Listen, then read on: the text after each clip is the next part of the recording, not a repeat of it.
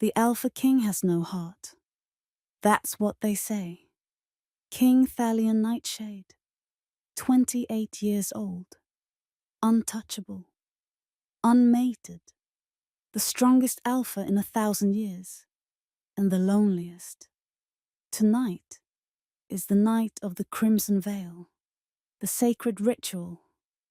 The one night Selûne, the moon goddess, descends to speak to her chosen king. Thalion stands alone in the Valewood clearing, silver eyes scanning the blood-red sky. The council wants him to choose a queen. Lady Seraphine Valcrest, Lady Cassandra, any high-born alpha female with the right bloodline and the right connections. But the bond doesn't lie. And he's never felt it. Not once. Until now. The wind shifts. A scent drifts through the trees. Honey, rain, wildflowers. His wolf surges, clawing at his chest, roaring one word over and over. Mate. Thalion moves before he can stop himself. His body obeys instinct. He crashes through the forest, past the sacred boundary, into the mortal world beyond. And there, kneeling in the dirt, crying beneath the crimson moon, is a girl.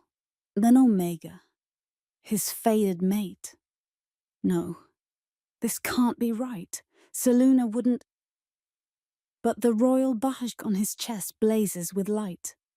The bond snaps into place like a chain wrapping around his soul. She looks up. Amber eyes, trembling lips, terror. You, Thalion whispers, his voice breaking. You are mine. She shakes her head. No, I'm nobody. I'm nothing. You have the wrong person. Selûne does not make mistakes. And then he does something no one has ever seen the Alpha King do. He kneels. Lyric Emberly cannot breathe. The Alpha King is kneeling in front of her, the most powerful man in the Crescent Vale Empire. On his knees, in the dirt, staring at her like she's the only thing in the world that matters. This isn't real. It can't be real. She tries to stand, tries to run, but her legs won't move. The bond is pulling at her, dragging her toward him, and she feels it, the heat, the need, the terrifying recognition that her soul has been waiting for his. Please, she whispers, you don't understand. I'm cursed. I was born under the blood moon. My wolf never awakened. The elders say I'll die barren and alone. I'm not. I can't be. You are my queen. I'm a servant in your kitchen, Sol. Not anymore. He reaches for her hand. His touch burns. Her skin ignites. The bond flares between them like wildfire. And suddenly she's drowning in his scent. Pine. Smoke. Something wild and ancient and utterly intoxicating. Thalion pulls her to her feet. His silver eyes glow in the darkness. What is your name? Lyric. Lyric Emberle. Lyric. He says it like a prayer. Like a vow. I will burn the world before I let anyone take you from me. Don't scroll. The night he knelt before her was only the beginning. What happens when an Omega destined for ruin carries the Alpha King's heir? Comment what you'd do if fate marked you forbidden. Hit subscribe and stay till the end. Because their secret will ignite a war. Her heart shatters. Because she knows what happens to Omegas who reach too high. She's seen the executions, the banishments, the bodies left in the Valewood as warnings. They'll kill me, she breathes. The council, the nobles, they'll never accept. Then I'll kill them first. You can't. You're the king. You have a duty. My only duty is to you. And then he kisses her. The world explodes. The bond seals. Their souls merge. The crimson moon blazes overhead, and Lyric feels it. Her wolf, stirring for the first time in her life, rising from the depths of her soul, howling in recognition. Mate, mate, mate. When they break apart, both of them are trembling. Thalion cups her face in his hands, his thumb brushing away her tears. Stay with me, he whispers. Tonight. Just tonight. Lyric knows she should say no. She should run. She should disappear before the sun rises and reality crushes them both. But the bond won't let her go, and neither will her heart. Just tonight, she breathes. And the Alpha King smiles. The world came back to Lyric in fragments. Warmth, safety, the steady rhythm of breathing that wasn't her own.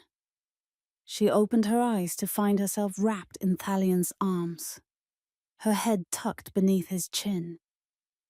Their bodies tangled together on a bed of moss and wildflowers. The clearing was bathed in soft golden light. Dawn had broken while they slept, and the crimson moon had faded into memory. But the bond remained. It hummed between them like a living thing, a golden thread wound so tightly around her soul she couldn't tell where she ended and he began.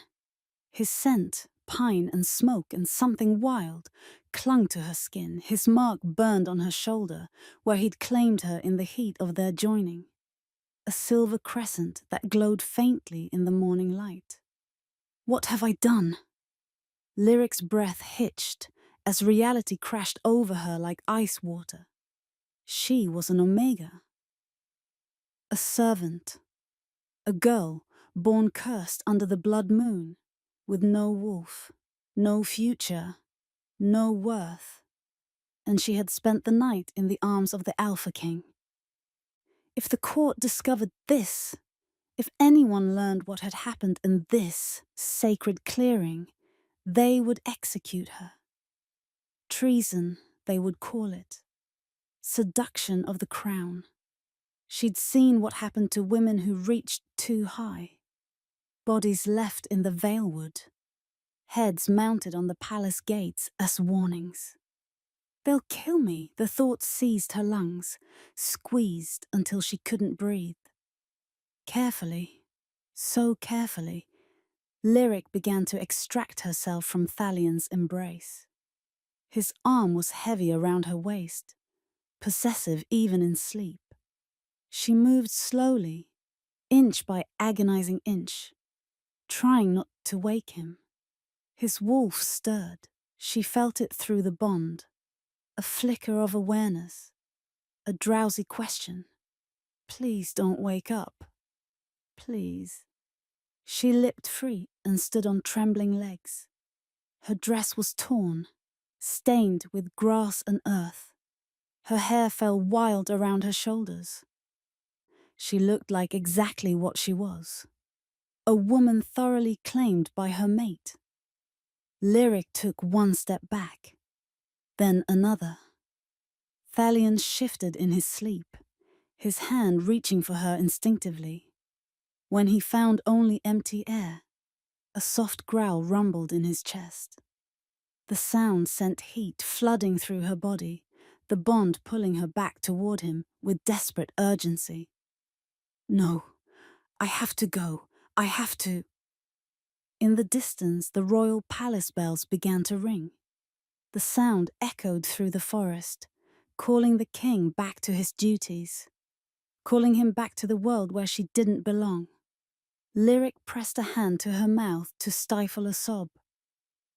I'm sorry, she whispered, though she knew he couldn't hear her. I'm so sorry. And then she ran.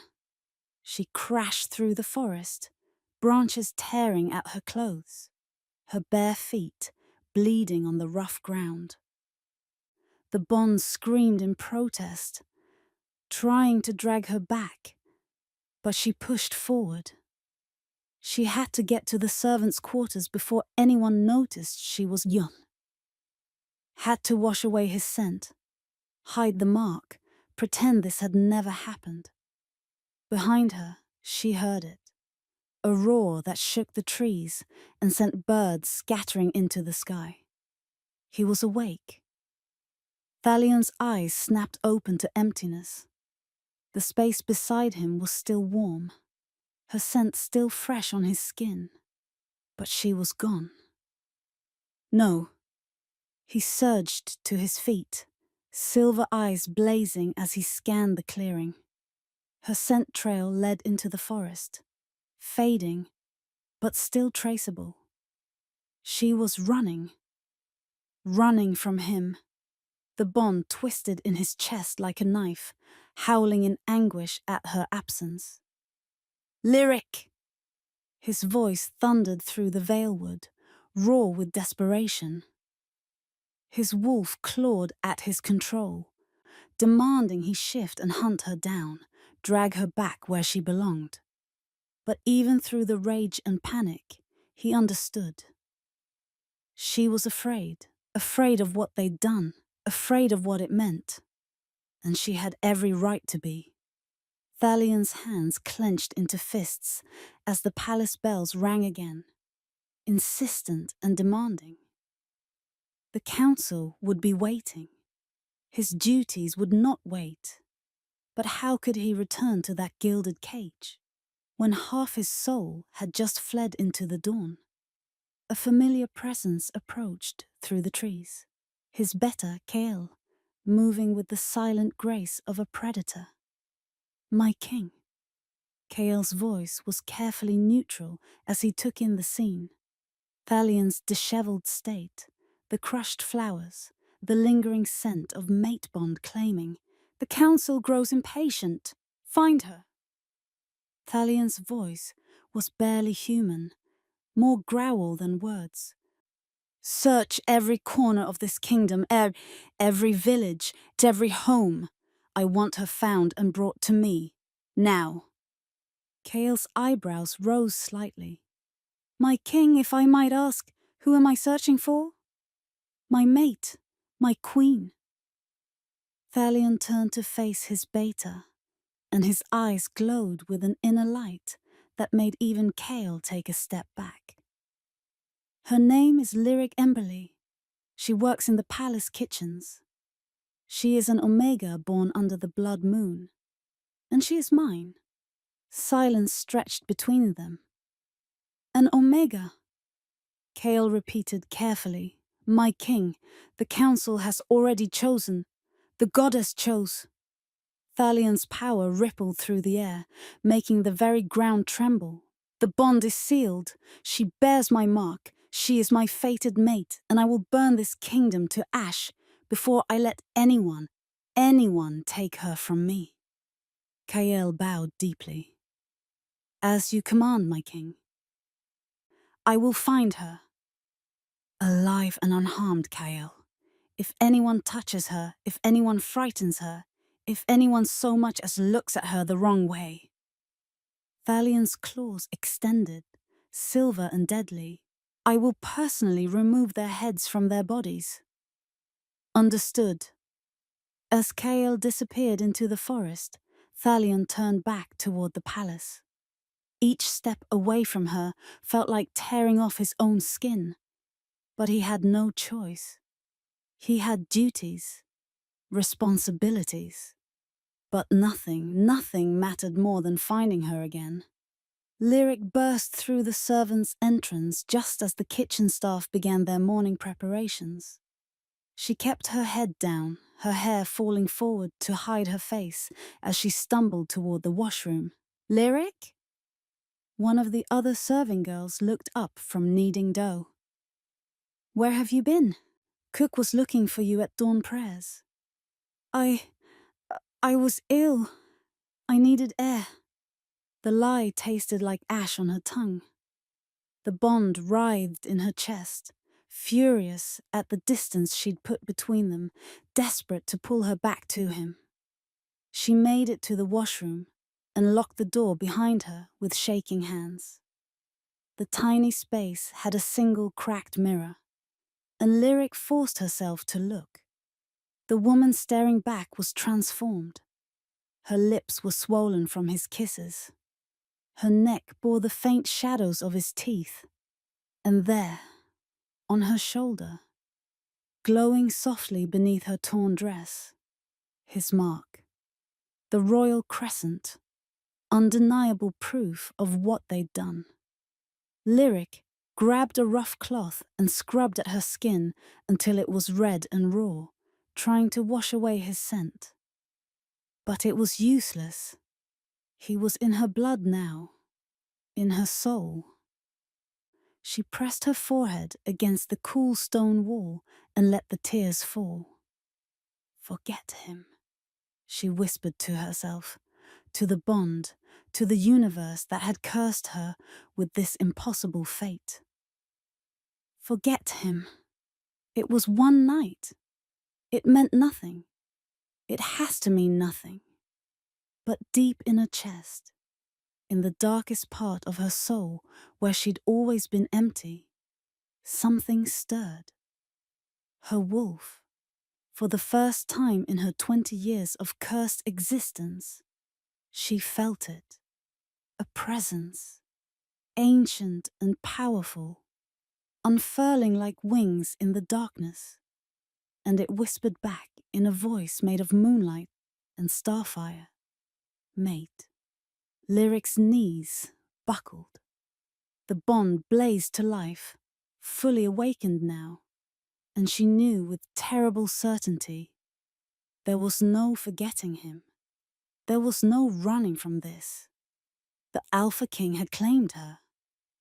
And nothing in this world, not fear, not shame, not the entire weight of the kingdom's judgment, could break what the goddess had forged beneath the crimson moon. The council chamber had long emptied, but its echoes clung to the marble like ghosts. Thalion dismissed his guards with a single nod and waited until the last footstep faded into silence. Only then did he remove the golden gauntlets from his wrists. The skin beneath was raw, lined with faint scars where the moon-forged cuffs bit into him during the nightly rites of atonement. Each wound was a vow, a promise to the goddess that he would be the weapon she had made, not the man he might have been. He knelt before the basin of water at the altar's base. The reflection that stared back at him was not a king, but a creature. Half man, half beast. Eyes burning with everything he was forbidden to feel. For a long time, he said nothing. Then, quietly, "You made me your weapon, not your son." The water trembled, as if the goddess herself had heard. But there was no answer. Only his reflection fracturing as a drop of his own blood fell into the bowl. He exhaled slowly. His voice broke into a whisper. Softer, human. "I should not have looked at her." For the first time in years, Thalion bowed, not to the goddess, but to guilt. Outside, the moonlight dimmed, as though the heavens themselves could not bear to witness his shame. 3 weeks later, the kitchen was a symphony of chaos. Pots clanging, fires roaring, servants shouting orders over the din. Steam rose from boiling cauldrons, filling the air with the scent of roasted meat and fresh bread. It was the same as it had always been, and yet everything had changed. Lyric pressed a hand to her stomach as another wave of nausea rolled through her. "Careful with that sauce," Cook's voice boomed across the kitchen. "The king wants perfection tonight. Lady Seraphine and her father are dining with His Majesty, and I'll not have any mistakes ruining the lyric." Are you listening? Lyric jerked her attention back to the pot she was stirring, but the smell of the cream sauce made her stomach heave. She turned away quickly, covering her mouth. I'm sorry, Are you ill again? Cook's weathered face softened slightly. That's the third time this week. Perhaps you should see the palace healer. No! The word came out too sharp, too desperate. Lyric forced a smile. No, I'm fine. Just tired. I'll finish the sauce. But as she turned back to her work, the room tilted. The bond in her chest pulsed with sudden intensity, and she knew he was close. Somewhere in the palace above, Thalion was moving through the halls, and the invisible thread between them pulled taut. She hadn't seen him since that morning in the clearing. She'd been careful, so careful, to stay hidden in the lower levels, to avoid any place he might be. But the bond never stopped searching for him, never stopped aching. And now, there was something else. Something growing inside her that made the bond sing with a different kind of intensity. Lyric had known for a week now, though she'd been afraid to admit it even to herself. The signs were unmistakable. The nausea, the dizziness, the way her senses had suddenly sharpened until she could hear heartbeats from across the room. The way certain smells made her retch, while others made her ravenous. She was pregnant with the Alpha King's child. The thought sent ice and fire warring through her veins. Terror and wonder in equal measure. A part of Thalion was growing inside her. A tiny spark of life that was both hers and his. Born from that one impossible night. What am I going to do? Lyric, the sauce is burning. She yanked the pot from the fire. But it was too late. The cream had scorched, filling the air with acrid smoke. Cook's face turned crimson. Out! Get out of my kitchen before you ruin the entire meal. Go to the market and clear your head. Bring back fresh herbs, sage, rosemary, and thyme. And don't come back until you can focus. Lyric didn't argue. She grabbed her cloak and fled. The city market sprawled across the lower district like a living creature. Merchants hawking their wares, children darting between stalls, the smell of spices and fresh fish and unwashed bodies mixing in the afternoon air. Lyric pulled her hood low and kept to the edges, trying to lose herself in the crowd. But everywhere she went, she heard whispers. The king rejected Lady Seraphine again last night. They say he's gone mad, searching for some phantom woman. Saw him in the throne room yesterday. Wouldn't even look at the suitors the council brought. Obsessed, that's what he is. The council is furious. Lyric's hands trembled as she gathered herbs from a merchant's stall. She kept her head down, hoping no one would notice her. But the bond was a constant reminder of his presence. Even here, miles from the palace, she could feel him, the desperate searching, the rage barely contained beneath his perfect control. He's looking for me. The thought should have terrified her. Instead, it made her heart ache with longing so fierce it stole her breath. You look pale, girl. Lyric startled and looked up to find an old woman watching her from behind a stall filled with strange bottles and dried flowers. Her eyes were milky white, but somehow Lyric felt seen, truly seen, for the first time in weeks. I'm fine, Lyric mumbled, turning to leave. Wait. The old woman's voice was soft but commanding. You carry a secret, don't you? A dangerous one. Lyric froze. The woman beckoned her closer. I was a healer once, before my eyes failed. I can still see what others cannot. She reached out and touched Lyric's arm, and her blind eyes widened. Oh, child. Xdisa, you foolish, brave child. I don't know what you carry a royal child. The woman's voice dropped to a whisper.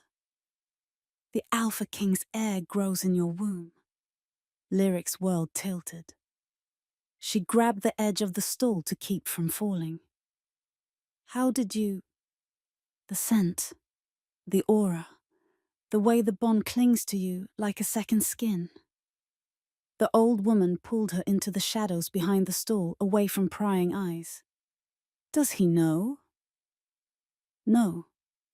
No one knows. I can't. If the court finds out, they will kill you. The words were blunt, merciless. Omegas do not birth kings, girl. The council will take the child and dispose of you like garbage. That is the way of power. Lyric's hand moved protectively to her stomach. Then I'll leave. I'll disappear before anyone notices. I'll go somewhere they can't find me. You think you can run from a fated bond? The old woman laughed, a dry rattling sound. You think you can hide from the Alpha King when half his soul is tied to yours? He will find you, child. No matter where you go, no matter how far you run, he will find you. Then what do I do? Lyric's voice broke. Tell me what to do. The old woman was silent for a long moment. Then she pressed a small vial into Lyric's hand. Drink this twice a day. It will mask the scent of the pregnancy, keep others from sensing it. But it won't last forever. 2 months, maybe 3. After that, she shook her head. After that, you will have to make a choice. Run and hope he never finds you, or stay and face what comes. Lyric clutched the vial. Why are you helping me? Because I was young once. Because I loved a man I couldn't have, and I paid the price. The old woman's blind eyes glistened with unshed tears. And because that child you carry, he will change everything. I can feel it. The goddess has plans for him. Before Lyric could respond, shouts erupted from the market square. Make way for the king's Heir! Panic seized Lyric's chest. She shoved the vial into her pocket and tried to blend into the crowd. But it was too late. Kale strode through the market like death itself. Tall, dark-haired. His amber eyes scanning the crowd with predatory focus. Royal guards flanked him, and in his hand he held a rolled parchment. He stopped in the center of the square and unfurled the scroll. By decree of His Majesty, King Thalion Nightshade. Kale's voice carried across the market. All unmated Omegas between the ages of 18 and 30 are hereby summoned to the palace for inspection. The king seeks his fated mate, and all eligible women must present themselves at the palace gates tomorrow at dawn. Failure to comply will result in arrest and imprisonment. The crowd erupted in whispers. Lyric's blood turned to ice. Furthermore, Kale continued, any information leading to the discovery of an Omega woman named Lyric Emberly will be rewarded with 100 gold pieces. She is approximately 20 years of age, with amber eyes, and Lyric didn't wait to hear the rest. She turned and ran. She made it back to the palace through the servants' entrance, her heart hammering against her ribs. The herbs spilled from her basket as she stumbled down the stone corridors toward her quarters. He's searching for me. He's going to find me. The bonds sang in her chest. equal parts terror and desperate joy. It wanted her to go to him, to run straight into his arms and never let go. But her mind, her rational, terrified mind, knew what would happen. The council would never accept her. They would see her as a threat, an obstacle to their carefully laid plans. And once they discovered the pregnancy, Lyric locked herself in her tiny room and pressed her back against the door, sliding down until she sat on the cold floor. She pulled out the vial the old woman had given her and stared at the dark liquid inside. 2 months, maybe 3. That's all the time she had before her secret became visible to everyone. Before she had to face the impossible choice. Run and spend her life hiding from the one person her soul craved, or stay and watch the council destroy everything. Her hand moved to her stomach, where the tiniest flutter of life was just beginning to make itself known. "I will protect you," she whispered to the child. To Thalion's child, the impossible heir that should never have existed. "Even if it costs me everything, I will keep you safe."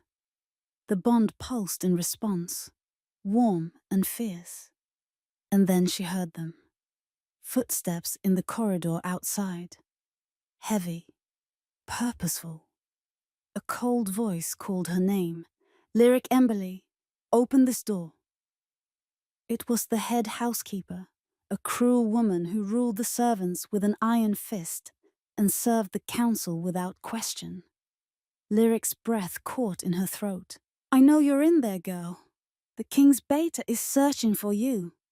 Best you come out now, before this gets ugly." The door handle rattled. Lyric looked around her tiny room. No windows, no escape, nowhere to hide. The vial trembled in her hand. The bond suddenly flared with intensity so fierce it drove her to her knees. And somewhere above, in the royal wing of the palace, she felt him, Thalion. His power erupting like a storm.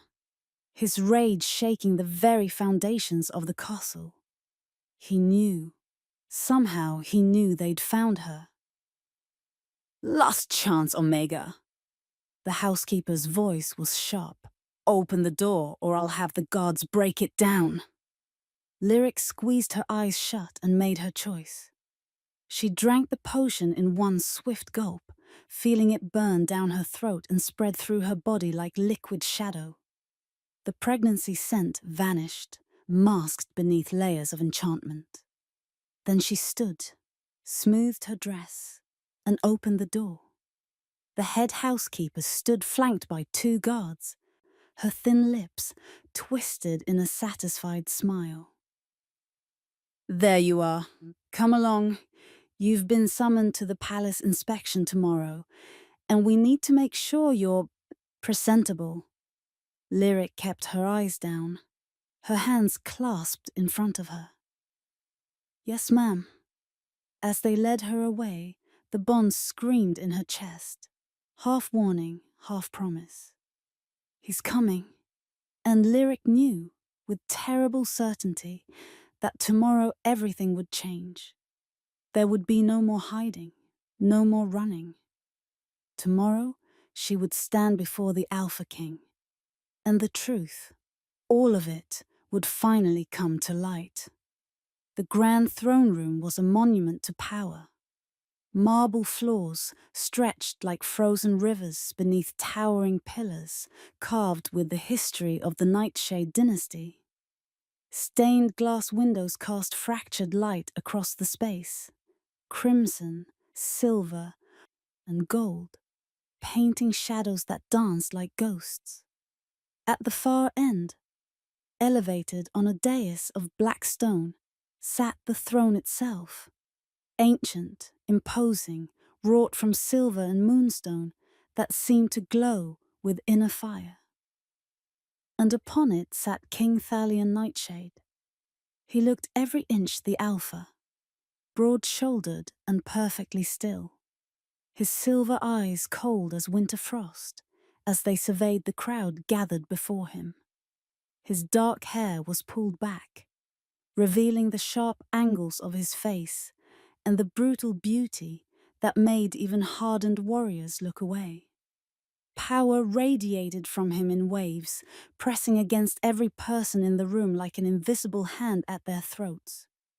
But those who knew him, truly knew him, could see the truth. He was barely holding on. Lyric stood in a line of Omega women, her head bowed, her heart threatening to beat straight out of her chest. There were at least 50 of them, all dressed in simple white gowns provided by the palace, trembling under the weight of the king's scrutiny. The inspection had been going on for hours. One by one, each woman was brought forward to stand before the throne. Thalion would look at them, just look, his face betraying nothing, and then dismiss them with a slight shake of his head. Some left crying, others looked relieved. None of them were his mate. Lyric kept her eyes fixed on the floor, trying to make herself invisible. The potion was working. She could feel it masking her scent, dampening the bond just enough that she might pass unnoticed in the crowd. Please don't see me. Please don't see me. But even as she prayed for invisibility, another part of her, the part connected to him through that unbreakable golden thread, was screaming for his attention. The bond wanted to surge forward, to announce itself, to drag her into his arms where she belonged. She'd wrapped her torso with cloth beneath the white gown, binding her stomach flat even though the pregnancy barely showed yet. She'd braided her hair severely back. She'd rubbed ash on her skin to dull her complexion, but none of it mattered, because across the throne room, Thalion suddenly went still. His nostrils flared. His eyes narrowed, and Lyric knew the potion wasn't strong enough. Not against a bond this powerful. Not against an alpha king who had spent 3 weeks searching for her with single-minded obsession. "Next," Kael called out, gesturing to the woman in front of Lyric. The line moved forward to one woman closer, then another. Lyric's hands trembled so violently she had to clasp them behind her back. The bond was pulling tighter with each passing second, like a rope wound around her ribs, squeezing until she couldn't breathe. On the throne, Thalion's jaw clenched. His claws extended slightly, scraping against the armrests. His wolf was close to the surface. She could feel it through their connection, prowling, hunting, knowing she was near. "Next." The woman beside Lyric stepped forward, was dismissed, stepped back. And then it was Lyric's turn. "You, step forward." Lyric's legs refused to move. The bond was screaming now, a siren song of recognition and desperate need. She could feel Thalion's attention like a physical touch, burning across her skin even though she hadn't looked up. "Step forward. Omega!" The guard's voice was harsh. Lyric forced herself to move. 1 step. 2. 3. She kept her eyes locked on the marble floor, watching the play of colored light from the stained glass windows. "Don't look up. Don't look up. Don't..." She stopped at the base of the dais, as instructed. Silence fell over the throne room like a suffocating blanket. And then Thalion stood. The movement was slow, predatory. He descended the steps of the dais, one at a time, each footfall echoing through the vast space. The nobles and council members who lined the walls shifted nervously. This was the first time he'd left his throne during the entire inspection. Lyric's breath came in short, panicked gasps. She could see his boots now, black leather, perfectly polished, stopping directly in front of her. "Look at me." His voice. God's, his voice. It rolled through her like thunder, command and plea wrapped into one. The bond surged, trying to force her compliance. "I said, look at me." Lyric's head lifted of its own accord, her body obeying before her mind could stop it. And their eyes met. The world exploded. The bond snapped into focus with devastating clarity, no longer muffled by the potion or distance or denial. It roared to life between them, a golden inferno that made Lyric cry out and stumble backward. Thalion caught her wrist, and the moment his skin touched hers, lightning arced through them both. His silver eyes blazed with recognition, rage, relief, and something that looked dangerously close to madness. His hand trembled as he pulled her closer, his other hand coming up to cup her face with a gentleness that contradicted the feral intensity in his gaze. "You," he breathed, and the single word held entire universes of emotion. "You left me." The throne room erupted in whispers, gasps, shocked exclamations. But Lyric barely heard them. She was drowning in his eyes, in his scent, in the overwhelming rightness of his touch after 3 weeks of agonizing separation. Her voice broke. "I had to." "You left me." Each word was a growl, his wolf pushing through. "Do you have any idea what you've put me through? 3 weeks, Lyric. 3 weeks of searching, of going mad, of feeling you through the bond but being unable to reach you. My king." Kael's voice cut through the tension. "Perhaps we should continue this in private." "No." Thalion didn't look away from Lyric. "Everyone will witness this. The council wanted proof of my mate. Here she is." Murmurs rippled through the crowd, darker now. "She's an Omega, a servant. This is madness." Lady Seraphine's voice rose above the rest, sharp and venomous. "Your Majesty, surely you're mistaken. This girl is nobody. She cannot possibly be your fated—" "Are you questioning the bond?" Thalion's power exploded outward, making every person in the room drop to their knees under its weight. Every person except Lyric. "Are you questioning the goddess herself?" Silence. His eyes never left Lyric's face. "Why did you run?" "Because I'm not enough for you."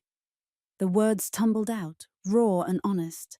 "Look at me. I'm nothing. I'm cursed. I don't even have a wolf, or I didn't, until you—" She couldn't finish. Tears spilled down her cheeks.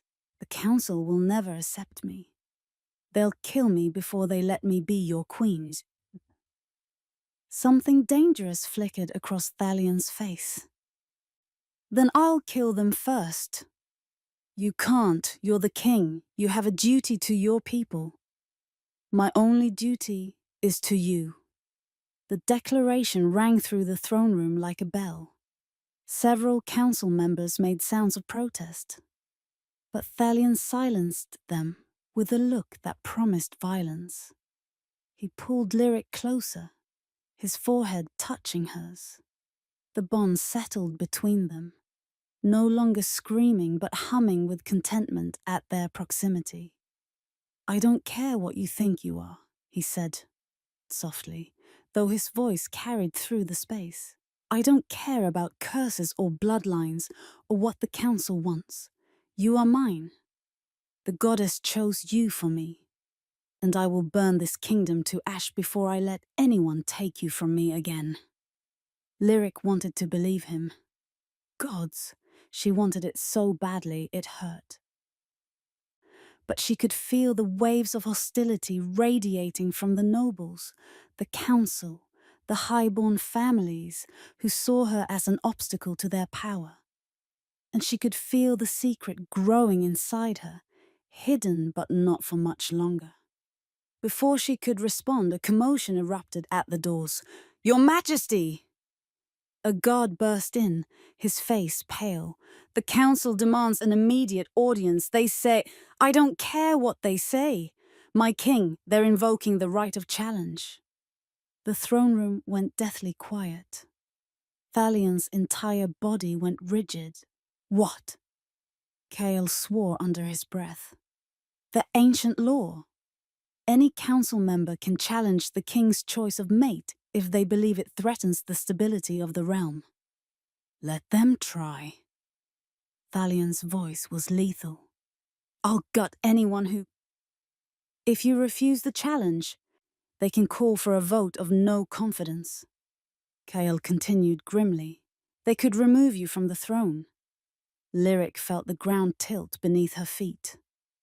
This was exactly what she'd feared. The council would use her as a weapon against him, force him to choose between the crown and the bond. She tried to pull away. Let me go! I'll leave! I'll disappear and they'll have no reason to... No. Thalion's grip on her wrist tightened. Not painful, but unyielding. You're not leaving. Not again. Thalion, please. But I said no! The command in his voice made her wolf, her newly awakened wolf, whimper in submission. You are mine. The bond is sealed. There is no universe in which I let you walk away. The doors burst open again, and the royal council filed in. 12 nobles in silver robes, their faces masks of cold calculation. At their head walked Duke Aldrich Valcrest, Lady Seraphine's father, his expression smug with barely concealed triumph. Your Majesty, Duke Valcrest said with false courtesy, we must speak about this situation. There is no situation. Thalion pulled Lyric against his side, his arm wrapping around her waist possessively. There is only the truth. Lyric Emberly is my fated mate, chosen by the moon goddess herself. She will be my queen. An Omega? Another council member scoffed. Born cursed. With no proper lineage, no political alliances, no... The goddess does not make mistakes. The goddess may have chosen her for you, Duke Valcrest said smoothly, but that does not mean she is fit to rule. The law is clear, Your Majesty. A queen must be able to produce strong heirs, must have the political acumen to navigate the court, must... I can give him heirs. The words burst from Lyric before she could stop them.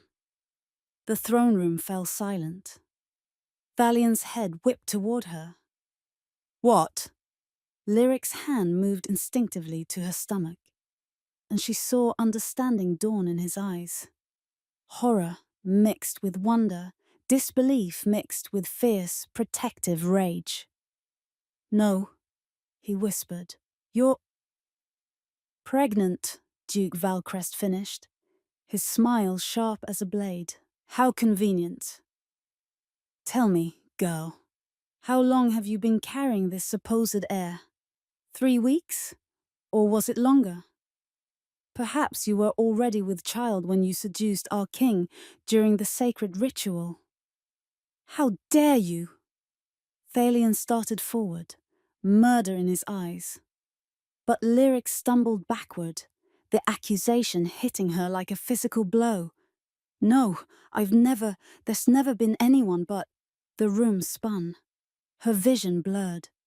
The stress, the fear, the 3 weeks of barely eating or sleeping while trying to hide from the bond, it all crashed down on her at once. Lyric! Thalion's voice seemed to come from very far away, and then the world went dark.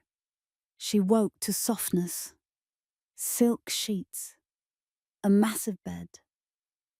The scent of pine and smoke so strong it was like being wrapped in Thalion's arms, even though she was alone. Lyric's eyes flew open. She was in a bedroom, not her tiny servants' quarters, but a chamber fit for royalty. Dark wood furniture, velvet curtains, a fireplace crackling with golden light. The bed she lay in could have fit 6 people comfortably, and standing at the window, his back to her, was Halion. "You collapsed," he said without turning. His voice was carefully controlled, but she could hear the tremor beneath it. "The royal healer examined you. She confirmed it. You're carrying my child." Lyric sat up slowly, her hand moving to her stomach. How long have you known?" "A week, maybe a little more." "And you didn't tell me." He turned then, and the look on his face made her heart break. Not anger, hurt. Deep, aching hurt. "You were going to hide this from me. Hide my child from me." "I was trying to protect you." The words came out desperate, pleading. "Don't you understand? The council will use this against you. They'll say I trapped you, seduced you, manipulated you into... I don't care what they say. You should. They can take your throne. Then let them take it." Thalion crossed the room in 3 strides and knelt beside the bed, taking her hands in his. "Don't you understand, Lyric? I would give up everything, the crown, the kingdom, my own life, before I gave up you. Before I gave up our child." Tears streamed down her face. "They'll kill me. Once they take the baby, they'll... No one is taking our child. No one is touching you." His hands came up to frame her face, forcing her to meet his eyes. "I swear it on my life, on my soul, on the goddess herself. I will protect you both, no matter what it costs." "How? How can you protect us when the entire council..." "There is a way." His jaw clenched. "An ancient rite. The trial of the fated bond. It forces the goddess to appear and confirm or deny a mate bond in front of the entire realm. If she confirms us, if she shows them that you are truly my chosen mate, the council cannot refuse. The law would be on our side." Hope flickered in Lyric's chest. "And if she denies us?" Thalion's eyes darkened. "Then we both die." The hope guttered out like a candle. "No. No, I won't let you risk your life for... It's already done." He pressed his forehead to hers. "I spoke to the high priestess before you woke. The trial is set for 3 days from now, at the Moon Temple. The entire kingdom will witness it." "Thalion, I know you're afraid, but listen to me, Lyric. Really listen." His thumbs brushed away her tears. "That night in the clearing, when I saw you kneeling in the moonlight, something inside me came alive for the first time in my life. You woke something I didn't know was sleeping. And when you left..." His voice cracked. "When you left, it felt like someone had carved out my heart and taken it with them." "I felt it too," she whispered. "Every second we were apart, I felt it. The bond wouldn't let me forget, wouldn't let me breathe." "Then trust it, trust me. Trust the goddess." He placed his hand over hers on her stomach. "Trust that she wouldn't give us this child only to take everything away." Lyric wanted to believe. But she'd spent her entire life being told she was cursed, worthless, destined for nothing but suffering. How could she believe in miracles now? As if sensing her doubt, Thalion leaned forward and kissed her. Soft, reverent, nothing like the desperate claiming of that first night. This was a promise, a vow. When he pulled back, his eyes were glowing. The trial is dangerous. The goddess will test us, tear the bond apart to see if it holds. It will be painful, terrifying. But if you stand with me, if you face it by my side, we can survive anything. And if we don't, then we die together. He smiled, and it was beautiful and terrible. But at least we die as we were meant to be. Mates, king and queen, two halves of one soul. Outside the window, the moon was rising. Not crimson this time, but silver and bright. A good omen, perhaps. Or a warning. Lyric looked into the eyes of the man who had turned her entire world upside down in one impossible night. The man who had given her a wolf, a child, a future she'd never dared to dream of. And she made her choice. 3 days, she said. 3 days, and then we faced the goddess. Thalion's smile widened. 3 days? He pulled her into his arms, and for the first time in weeks, the bond settled. Content, complete, exactly where it was meant to be. But as Lyric closed her eyes and breathed in his scent, she couldn't shake the feeling that the worst was yet to come. The council would not give up easily, yes. And secrets, especially ones that grew in the darkness, never stayed hidden forever. Lyric woke to sunlight streaming through floor-to-ceiling windows and the sound of a fire crackling softly in the hearth. For a moment, she forgot where she was, forgot everything that had happened in the throne room, the collapse, the revelation. Then she felt the weight of an arm draped across her waist, the steady rhythm of breathing against her neck, and reality came flooding back. She was in the king's private chambers, in the king's bed, with the king himself wrapped around her, like he was afraid she'd disappear if he let go. Lyric turned carefully, not wanting to wake him, and found herself staring at Thalion's sleeping face. He looked younger like this. The harsh lines of command softened. The weight of the crown temporarily lifted. His dark hair fell across his forehead, and his lips were slightly parted. He looked almost peaceful. She reached up without thinking, her fingers tracing the sharp line of his jaw. The bond hummed contentedly between them, a warm golden thread that pulsed with each heartbeat. Mine, her wolf whispered. Ours. Thalion's eyes opened slowly, silver irises focusing on her with an intensity that stole her breath. For a long moment, they just stared at each other. Two people who had been strangers 3 weeks ago, and were now bound together by forces beyond their control or understanding. You're still here, he murmured, his voice rough with sleep. Where else would I be? I thought perhaps I'd dreamed it, that I'd wake up alone again. His hand moved to her face, cupping her cheek. That you'd run. I'm done running. Something fierce and possessive flashed in his eyes. He leaned forward and kissed her, slow, deep, claiming. The bond flared between them, and Lyric felt her body respond instantly, heat pooling low in her belly. But before things could go further, a sharp knock echoed through the chamber. My king! Kael's voice came from the other side of the heavy door. The royal healer is here. Thalion growled softly against Lyric's lips. Tell her to wait. She says it's urgent, your majesty. regarding the Lady Lyric's condition.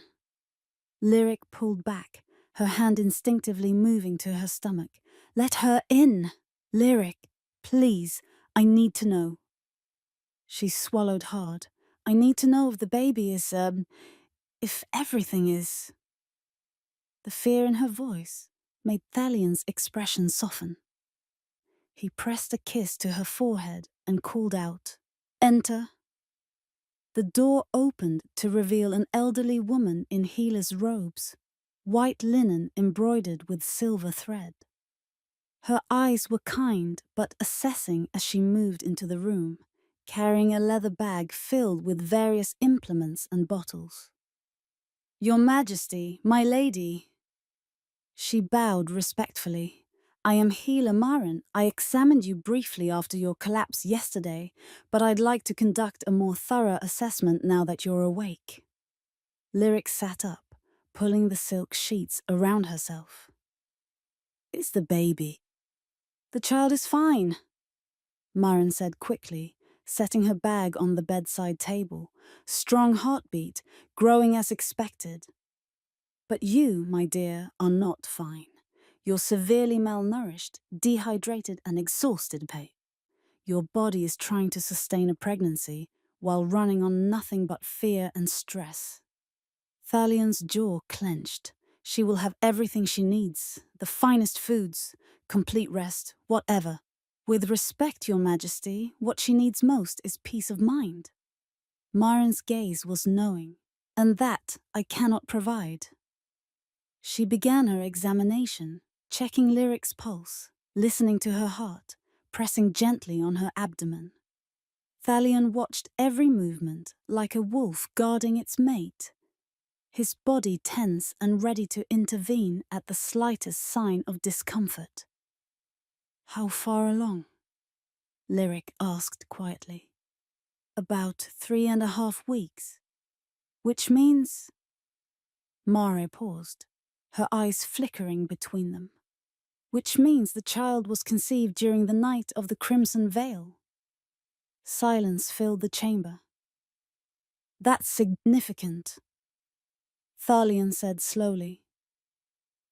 Very significant, Your Majesty. Marin straightened, her expression grave. Children conceived during the sacred ritual are blessed by the goddess herself.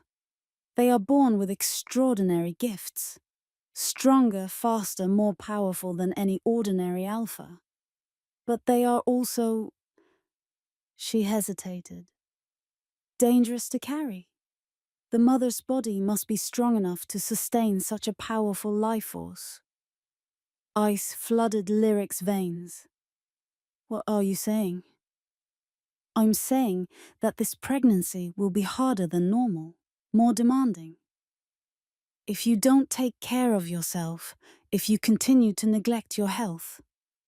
Marin's voice softened. You could lose the child. Or worse, the child could consume you from within. Lyric felt the blood drain from her face. Thalion was on his feet instantly, his power filling the room. Then what do we do? What does she need? Food, rest, no stress. Marin looked pointedly at them both. And absolutely no more running, hiding, or collapsing in throne rooms.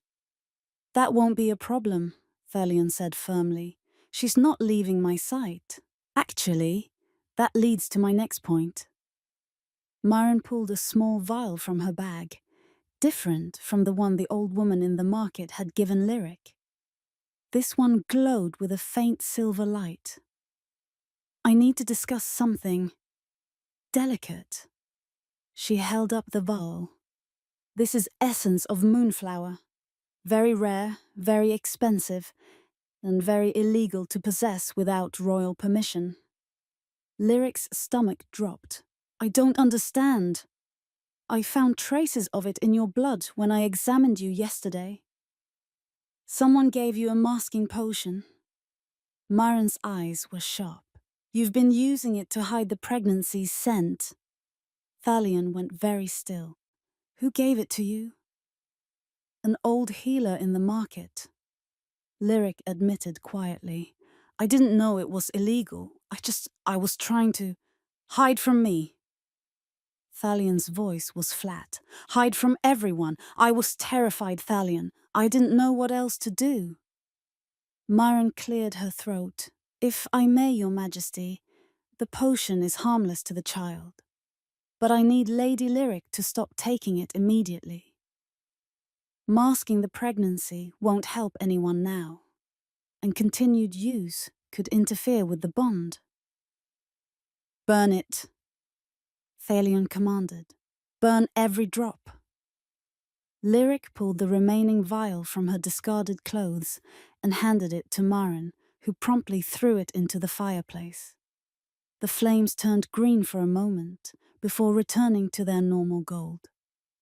Now, Maren continued, I need to inform you both of the risks moving forward. This child is powerful. Already, I can sense the alpha aura emanating from the womb. When he's born, Lyric's breath caught. It's a boy? Maren smiled. A son. An heir.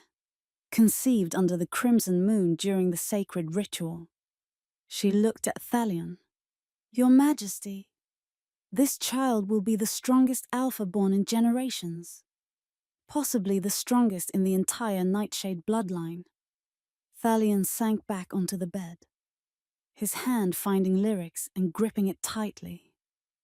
A son? He whispered, and his voice was thick with emotion Lyric had never heard from him before. Wonder, joy, fear. But Maren's tone turned serious. The pregnancy will be difficult. Lady Lyric's body is not used to containing such power. She will need constant monitoring. And if anything goes wrong, nothing will go wrong. Thalion's voice was still. I'll make sure of it. There's one more thing. Maren hesitated. The council must be informed. A royal heir changes everything. Politically, legally, dynastically. They cannot be kept in the dark about this. They already know, Lyric said softly. Duke Valcrest figured it out yesterday. That's why I collapsed. He accused me of seducing the king, of already being pregnant before Thalion's eyes flashed dangerously. He what? He implied I was carrying another man's child, that I tricked you into thinking it was yours. The temperature in the room seemed to drop 10 degrees. Thalion stood slowly, his entire body vibrating with barely controlled rage. Kill! The door opened immediately, as if the beta had been waiting just outside. My king? Summon the royal council, now, and have Duke Valcrest brought to the throne room in chains. Thalion, wait! Lyric tried to stand, but Maren gently pushed her back. You need to rest, my dear. I can't rest while I'm defending your honor. Thalion turned to her, and his expression was terrible and beautiful. That bastard accused you of infidelity in front of the entire court. He questioned the legitimacy of my heir. He will answer for that. The trial is in 3 days. Can't we just... No. Thalion knelt beside the bed, taking both her hands in his. Listen to me, Lyric. I need to establish dominance now, before the trial. I need to show the council that I will not tolerate any insult to you, any question of our bond, any threat to our child. If I appear weak, if I let these accusations stand, they will circle like vultures. But what if you make things worse? Things are already as bad as they can get. He pressed a kiss to her knuckles. Trust me, I know how to handle the council. By threatening to kill them? A dark smile curved his lips. If necessary. Your Majesty, Cale interrupted from the doorway. The council is assembled. Duke Valcres has been detained. Thalion stood, and the transformation was instantaneous, from tender mate to ruthless king. His posture straightened, his expression hardened, and power radiated from him in waves. He looked at Maren. Stay with her. Do not let her leave this room. Do not let anyone in except Kel or myself. Yes, Your Majesty. He turned back to Lyric one more time, his hand cupping her face. I will end this. Today. And then you will be safe, you and our son. Our son, Lyric repeated, the words still feeling surreal on her tongue. Thalion's thumb brushed across her lips. When he's born, he will be the most powerful alpha in history. And he will be proof, undeniable proof, that the goddess chose correctly. That you are meant to be my queen.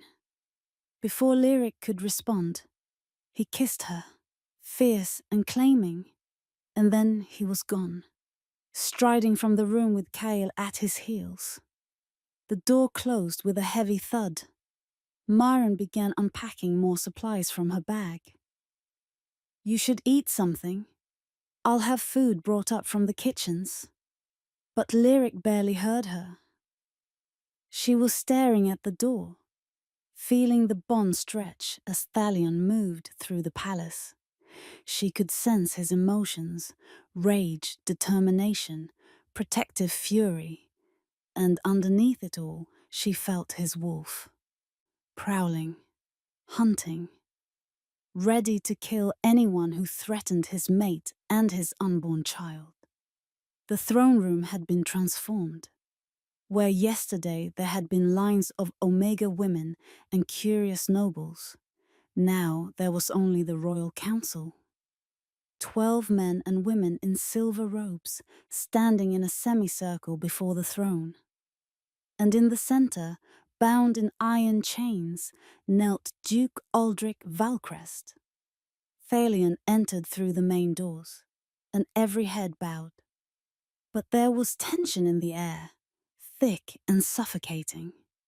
He didn't sit on the throne. Instead, he descended the dais and walked directly to where Duke Valcrest knelt. Duke Valcrest. Thalion's voice echoed through the chamber. You stand accused of treason against the crown. Treason? Aldrich's voice was incredulous despite his position. Your Majesty, I merely questioned.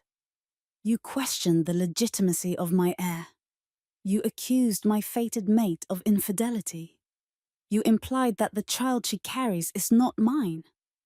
Thalion's eyes glowed silver. In doing so, you have insulted not only me but the moon goddess herself. I spoke out of concern for the kingdom. Aldrich protested. Your Majesty, you must see reason. This girl is nobody, an Omega servant with no lineage, no power, She is my mate. The words were a roar that shook the very stones. Chosen by Seluna, marked by my bond, carrying my son, an heir conceived during the sacred ritual, blessed by the goddess herself. Murmurs rippled through the council. But how can we be certain? Another council member spoke up. Lady Morgana, a silver-haired alpha female with calculating eyes. Forgive me, Your Majesty, but the girl's pregnancy could have other explanations. Are you also calling my mate a liar? We're calling for proof. Lady Morgana stepped forward. The kingdom deserves certainty. Surely you understand that. A royal heir must be legitimate beyond question. Thalion's claws extended. The trial will provide your proof. The trial is 3 days away, Duke Valcrest said, regaining some of his composure. 3 days in which this situation could deteriorate further. The people are already talking, Your Majesty. They're questioning your judgment, your sanity. Let them question. And when they riot, when the noble families refuse to pledge loyalty to an Omega Queen, when the kingdom tears itself apart because you chose your heart over your duty. Aldrich's eyes gleamed with cunning. Is that what you want your legacy to be? Thalion grabbed the Duke by the throat and lifted him off the ground, chains and all. His power exploded outward, forcing every other person in the room to their knees. My legacy, Thalion said softly, dangerously, will be written by my son, the strongest alpha born in generations, an heir blessed by the goddess herself. And if any of you question his legitimacy again, I will personally remove your heads from your bodies. He dropped Aldrich, who collapsed gasping to the floor. The trial will proceed as planned, Thalion continued, his voice carrying absolute authority. In 3 days, the goddess will appear before the entire realm and confirm what I already know, that Lyric Emberly is my true mate, my chosen queen Tal, and the mother of my heir. Until then, she is under my protection. She will reside in the royal chambers. She will be attended by the finest healers, and she will be treated with the respect due to the future queen of this realm. He turned to face the entire council. Anyone who defies this decree will be executed for treason. Anyone who threatens her, insults her, or even looks at her the wrong way will answer to me. And trust me, his smile was wolfish and terrible. You do not want to answer to me. Silence. Then, one by one, the council members bowed their heads. Yes, Your Majesty. Yes, Your Majesty. All except Duke Valcrest, who remained on the floor, his expression twisted with hatred. Thalion looked down at him. You have 2 choices, Duke. Swear fealty to your future queen, or be exiled from this kingdom immediately. You would exile me? Me, whose family has served the crown for 10 generations. I would do far worse if you give me reason. Thalion's eyes glowed. Choose now. The Duke's jaw clenched. His hands curled into fists. But finally, through gritted teeth, he spoke. I swear fealty to the crown, and to the future queen. Louder. I swear fealty to Lady Lyric Emberly, fated mate of the king and future queen of the Crescent Vale Empire. The words echoed through the throne room. Thalion smiled, cold and satisfied. Good. Now get out of my sight, all of you. The council is dismissed until the trial. They filed out quickly. Duke Valcrest last of all, still in chains until the guards removed her at the door. When the throne room was empty except for Kael, Thalion finally allowed himself to breathe. That went well, Kael said dryly. They'll fall in line. They have no choice. And if the trial goes badly? Thalion turned to his beta, his best friend, the one person who had stood by him through everything. Then we run. You, me, Lyric, and our child. We disappear and never look back. You would abandon the throne. In a heartbeat. Thalion's voice was utterly sincere. The crown means nothing if I can't protect them. If I have to choose between my kingdom and my family. He met Kael's eyes. I choose family too. Kael stared at him for a long moment, then nodded slowly.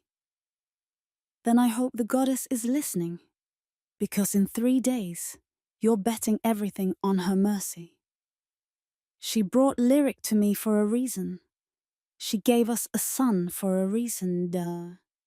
Thalion looked up at the stained glass windows, where colored light painted patterns of the moon and stars.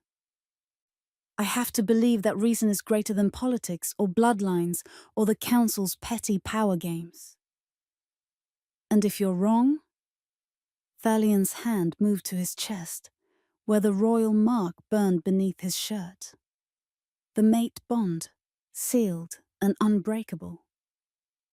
Then at least I'll die knowing I loved her, knowing I fought for her, knowing I gave her and our child everything I had. He turned and headed for the door, back to his chambers, back to Lyric, back to the woman who had turned his world upside down and given him something worth fighting for. When Thalion entered his chambers, he found Lyric standing at the window, her hand resting on the glass. She was wearing one of his shirts, far too large for her, hanging to mid-thigh, and her hair fell loose around her shoulders. She turned when she heard him, and the relief in her eyes made his chest ache. "You're back. Did you think I wouldn't be? I felt you through the bond. You were so angry, I thought..." She bit her lip. "I thought you might do something you'd regret." Thalion crossed the room and pulled her into his arms. "The only thing I regret is that you had to endure their insults." "What happened?" "I made it very clear that you are under my protection, that anyone who threatens you will die." He pulled back to look at her face. "Duke Valcrest swore fealty to you. So did the entire council. They hate me. They fear you. That's better." Lyric shook her head. "Is it? Fear breeds resentment, and resentment breeds..." "Enough." Thalion silenced her with a kiss. When he pulled back, his hand moved to her stomach, still flat, but carrying the most precious thing in his world. "In 3 days, this will all be over. The goddess will confirm our bond, and they will have no choice but to accept you. And if she doesn't, she will. But if she doesn't, then we die together." He said it simply, like it was the most obvious thing in the world. "And our son will be born in whatever comes after, and he will know, even if only for a moment, that he was wanted, loved, worth everything." Tears spilled down Lyric's cheeks.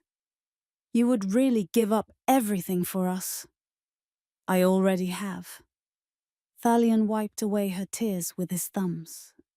"The moment I saw you kneeling in that clearing, I stopped being just a king. I became yours.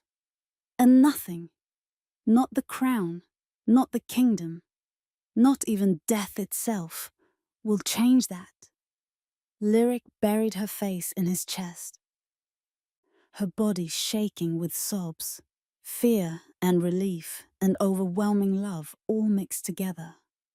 And Thalion held her, feeling the bond pulse between them, feeling the tiny spark of life in her womb that was part him and part her and entirely miraculous. In 3 days, they would face the goddess. In 3 days, they would either be vindicated or destroyed. But tonight they were together, mate and mate, king and future queen. 2 halves of one soul, refusing to be torn apart by a world that didn't understand what the goddess had created. Outside the window the moon rose, silver and bright and watching. Always watching. 2 days until the trial. Lyric stood in the royal gardens, her hands resting on the stone balustrade as she watched the sun set over the crescent veil. The gardens were beautiful, roses in every color imaginable, climbing vines covered in jasmine, marble fountains that sang with flowing water. It was a paradise, and yet she felt like a prisoner. Thalion had insisted she rest, but after a full day confined to the royal chambers, she'd begged him to let her walk, just for a little while, just to feel the sun on her face and remember what freedom felt like.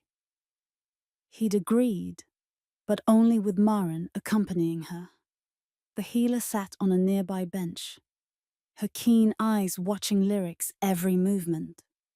"You should sit, my lady," Maren called. "You've been standing for too long." "I'm fine," Lyric assured her, though her legs did ache. The pregnancy was progressing faster than normal.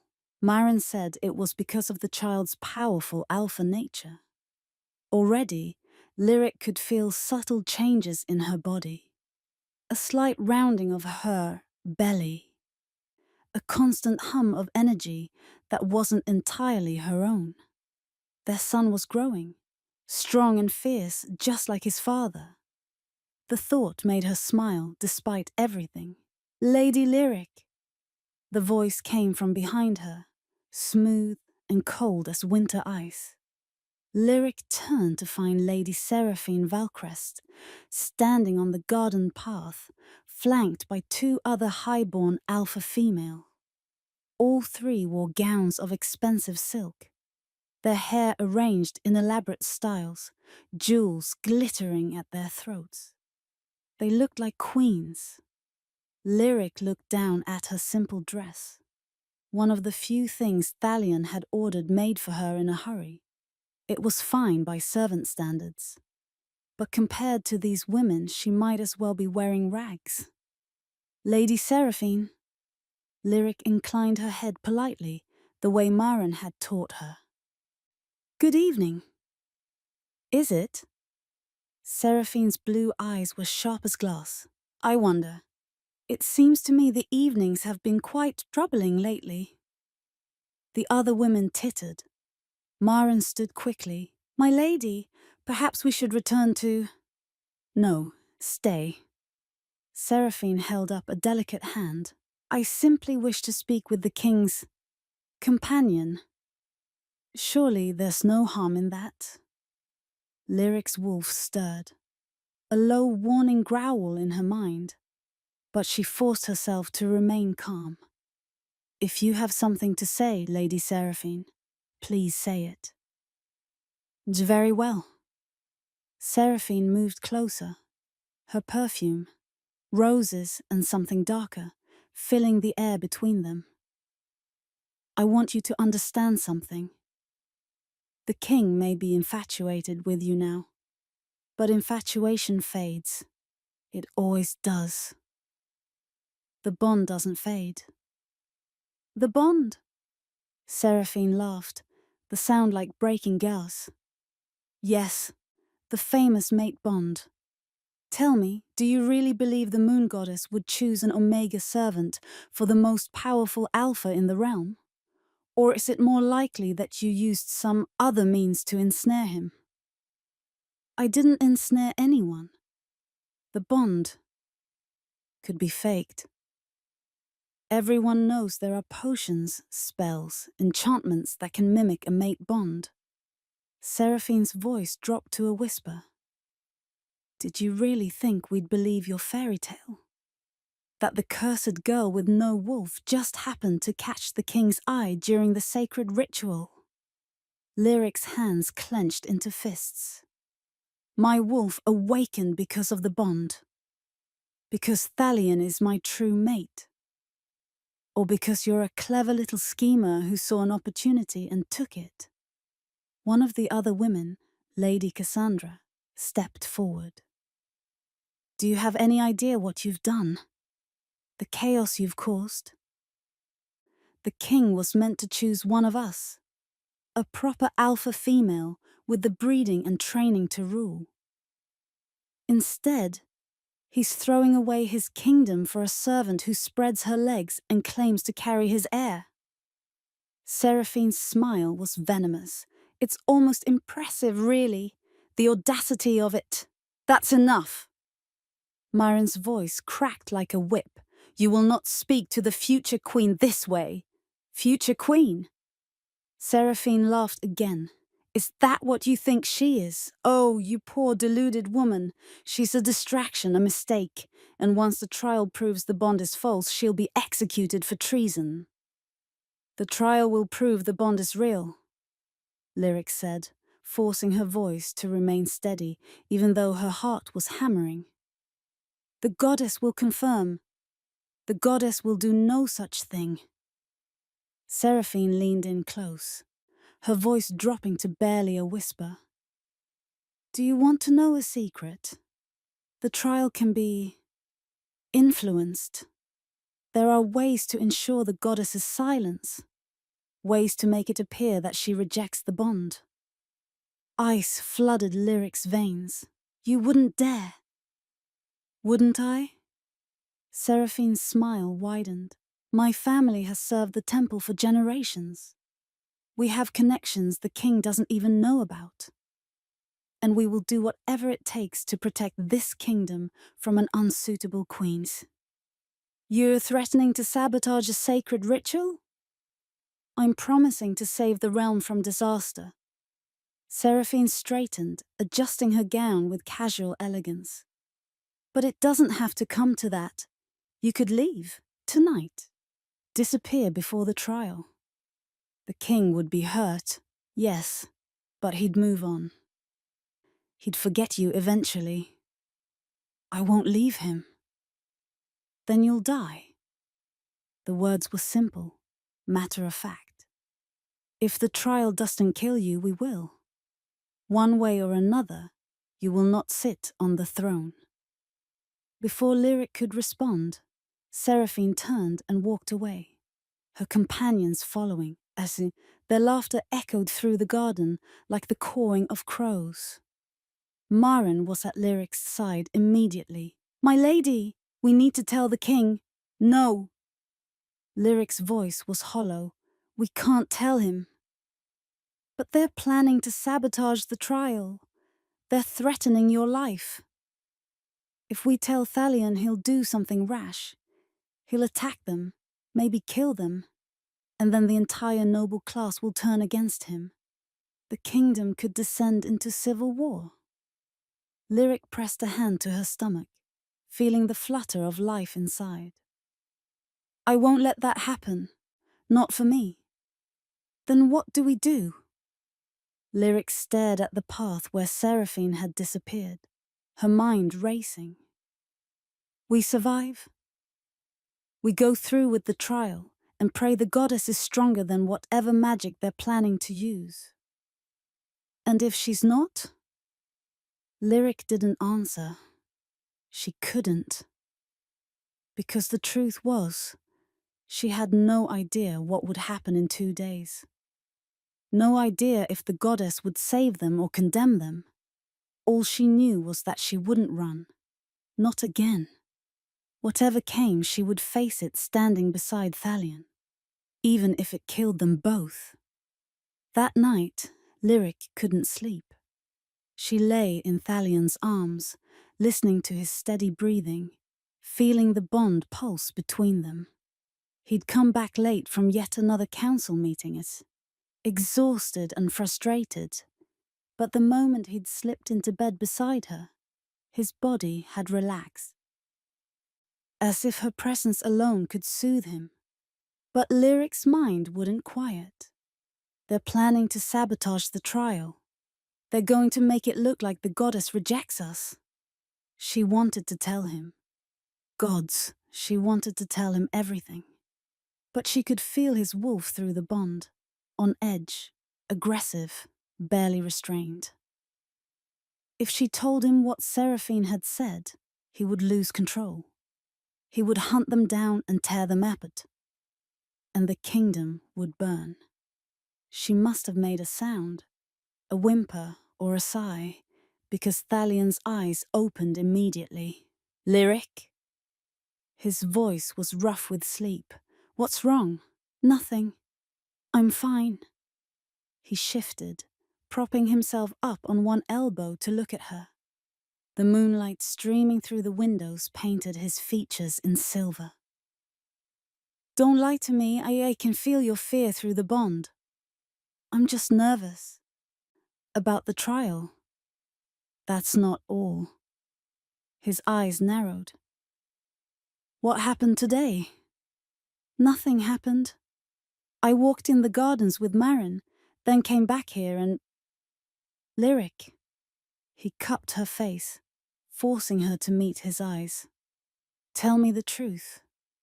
She held his gaze for a long moment, then sighed. Lady Seraphine approached me in the gardens. She said some things, threats mostly. Nothing I didn't expect. Thalion went very still. What kind of threats? She said the trial could be influenced, that her family has connections to the temple, and they could make it appear that the goddess rejects the bond. The temperature in the room dropped. Thalion's eyes began to glow, silver light spilling from them like liquid moonlight. His power filled the space, pressing against Lyric's skin. She threatened you, he said softly, dangerously. She threatened our child. Thalion, please. He was out of bed before she could stop him, pulling on clothes with sharp, violent movements. I'm going to kill her. I'm going to kill her entire family. I'm going to... Stop! Lyric scrambled out of bed and grabbed his arm. You can't, don't you see? That's exactly what they want. They want you to attack them, to give them an excuse to call you unfit to rule, to turn the other noble families against you. I don't care. Well, I do, her voice cracked. I care about you, about our son, about the kingdom you're supposed to protect, and I won't let you throw it all away because of me. Thalion spun to face her, his hands gripping her shoulders. Then what do you suggest? That I let them threaten you? Let them plot against us? Let them sabotage the trial and watch you die? I suggest we trust the goddess. Lyric placed her hands over his. They can try to interfere all they want. But if our bond is true, if she really chose us, then no amount of magic or manipulation can change that. And if you're wrong, then we were doomed anyway. She tried to smile, but it felt brittle. But I don't think I'm wrong. I feel it, Thalion. The bond, the baby, all of it. This is real. This is right. And no one, not Seraphine, not the council, not the entire kingdom, can break what the goddess has forged. Thalion pulled her against his chest, his arms wrapping around her with desperate tightness. I can't lose you. I won't survive it. You won't lose me. Promise me. I promise. It was a lie, and they both knew it. She couldn't promise anything, but he needed to hear it, and she needed to say it. So they both pretended. They stood like that for a long time, holding each other in the moonlight, the bond humming between them like a prayer. And neither of them noticed the shadow that detached itself from the corner of the room and slipped silently out the door. The servants' corridors beneath the palace were dark and cold, lit only by occasional torches that cast dancing shadows on the stone walls. Lyric moved through them carefully, her bare feet silent on the floor. She shouldn't be here. Thalion would be furious if he knew she'd left their chambers. But she'd waited until he fell into an exhausted sleep, then slipped away with a destination in mind. She needed answers, and she knew exactly where to find them. The old healer from the market had said she used to work in the palace. If Lyric could find her, Maybe she could learn more about the kind of magic Seraphine was planning to use. Maybe she could find a way to counter it. She rounded a corner and nearly ran straight into someone. "Lady Lyric!" A young servant girl stared at her with wide eyes. "What are you doing down here?" "I'm looking for someone." An old healer woman. Blind, white eyes. "Do you know where I can find her?" The girl's face went pale. "You mean old Maren, but she's what?" "She's the royal healer now. She's the one who's been treating you." Lyric blinked. That's... No, there's a different woman, younger I think, or maybe... She frowned. The details were fuzzy. Had the woman in the market been old Maren? But that didn't make sense. Maren's eyes weren't milky white, were they? "Are you feeling all right, my lady? Should I fetch someone?" "No, I'm fine. I just..." Lyric pressed a hand to her temple. Something was wrong. Her thoughts felt sluggish, confused. "I need to get back." She turned and started retracing her steps. But the corridors looked different now. Unfamiliar. Had she taken a wrong turn? The torches seemed to flicker and dim, casting strange shadows that moved independently of the light. And then Lyric heard it. Footsteps behind her. Multiple sets. Moving fast. She spun around, her heart hammering. 3 figures emerged from the darkness, masked, armed, moving with the fluid grace of trained killers. Assassins. "No!" Lyric backed away, her hand moving protectively to her stomach. "Please, I'm carrying..." They didn't care. The first one blanched, a blade flashing in the torchlight. Lyric screamed and threw herself to the side, the knife missing her by inches. She scrambled to her feet and ran, her breath coming in panicked gasps. "Thalion! Thalion, please!" She sent the desperate cry through the bond, praying he would feel it, praying he would come. The assassins were faster. One of them caught her arm, spinning her around. She fought, clawing, biting, kicking. But she was an Omega facing trained warriors. The knife rose, and then... a roar that shook the very stones of the palace. Thalion exploded into the corridor like a force of nature, his eyes blazing silver, his claws fully extended. He moved faster than thought, grabbing the first assassin and literally tearing him apart. Blood sprayed across the walls. Screams echoed. The second assassin tried to run. Thalion caught him by the throat and slammed him against the wall hard enough to crack stone. "Who sent you?" The assassin gurgled, unable to speak through the crushing grip. "Who sent you?" The third assassin, the one who had been about to stab Lyric, pulled off their mask. It was Lady Cassandra. "This kingdom will not fall to an Omega whore," she spat, raising her knife one more time. Thalion moved. Too fast for the eye to follow. His claws slashed through the air, and Lady Cassandra's head hit the floor before her body realized it was dead. The corridor fell silent, except for Lyric's sobbing breaths. Thalion turned to her, his hands covered in blood, his chest heaving. "Are you hurt? Did they..." "The baby." Lyric's voice was barely a whisper. I think something's wrong."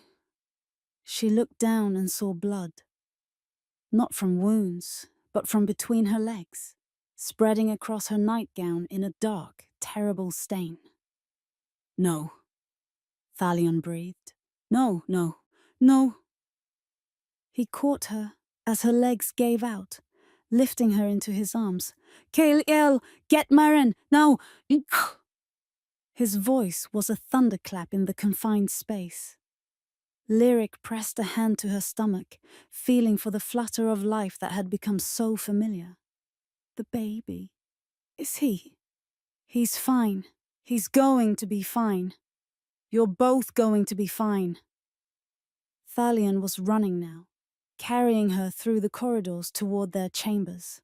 Stay with me, Lyric. Don't you dare leave me. Don't you dare! But Lyric's vision was already dimming, darkness creeping in at the edges. The last thing she heard was Thalion's voice, raw with a fear she'd never heard from him before. Please, please don't take them from me. Take anything else, but don't take them. And then there was nothing but darkness. Lyric woke to candlelight and the sound of rain.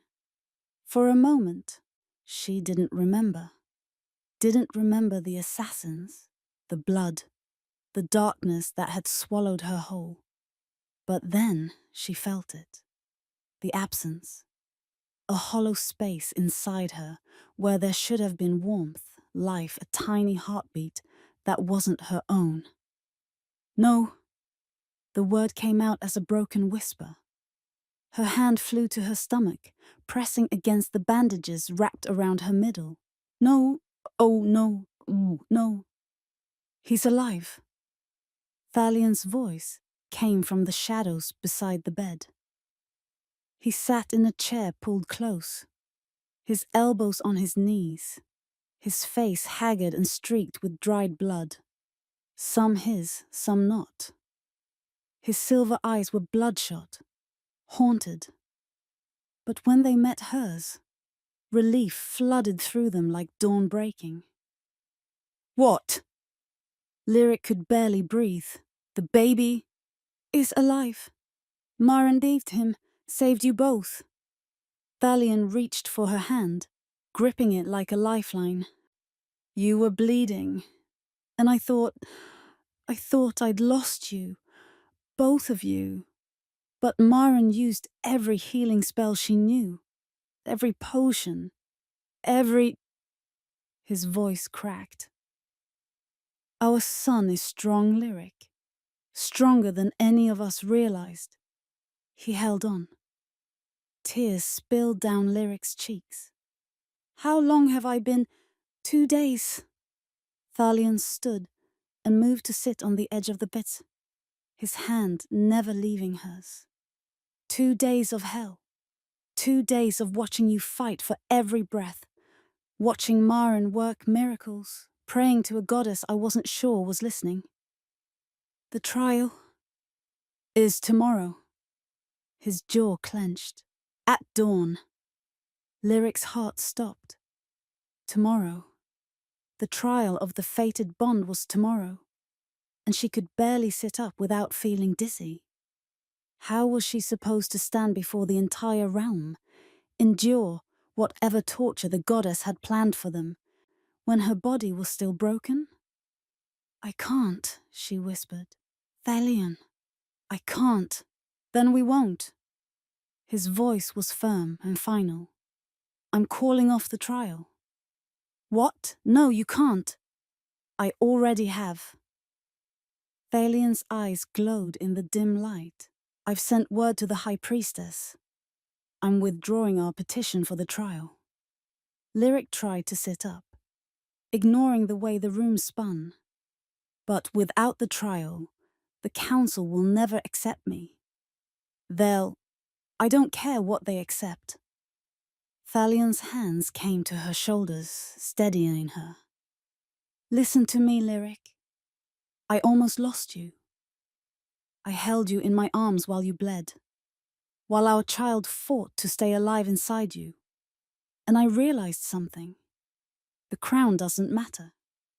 The kingdom doesn't matter. Nothing matters except you and our son. You don't mean that. I do. He cupped her face.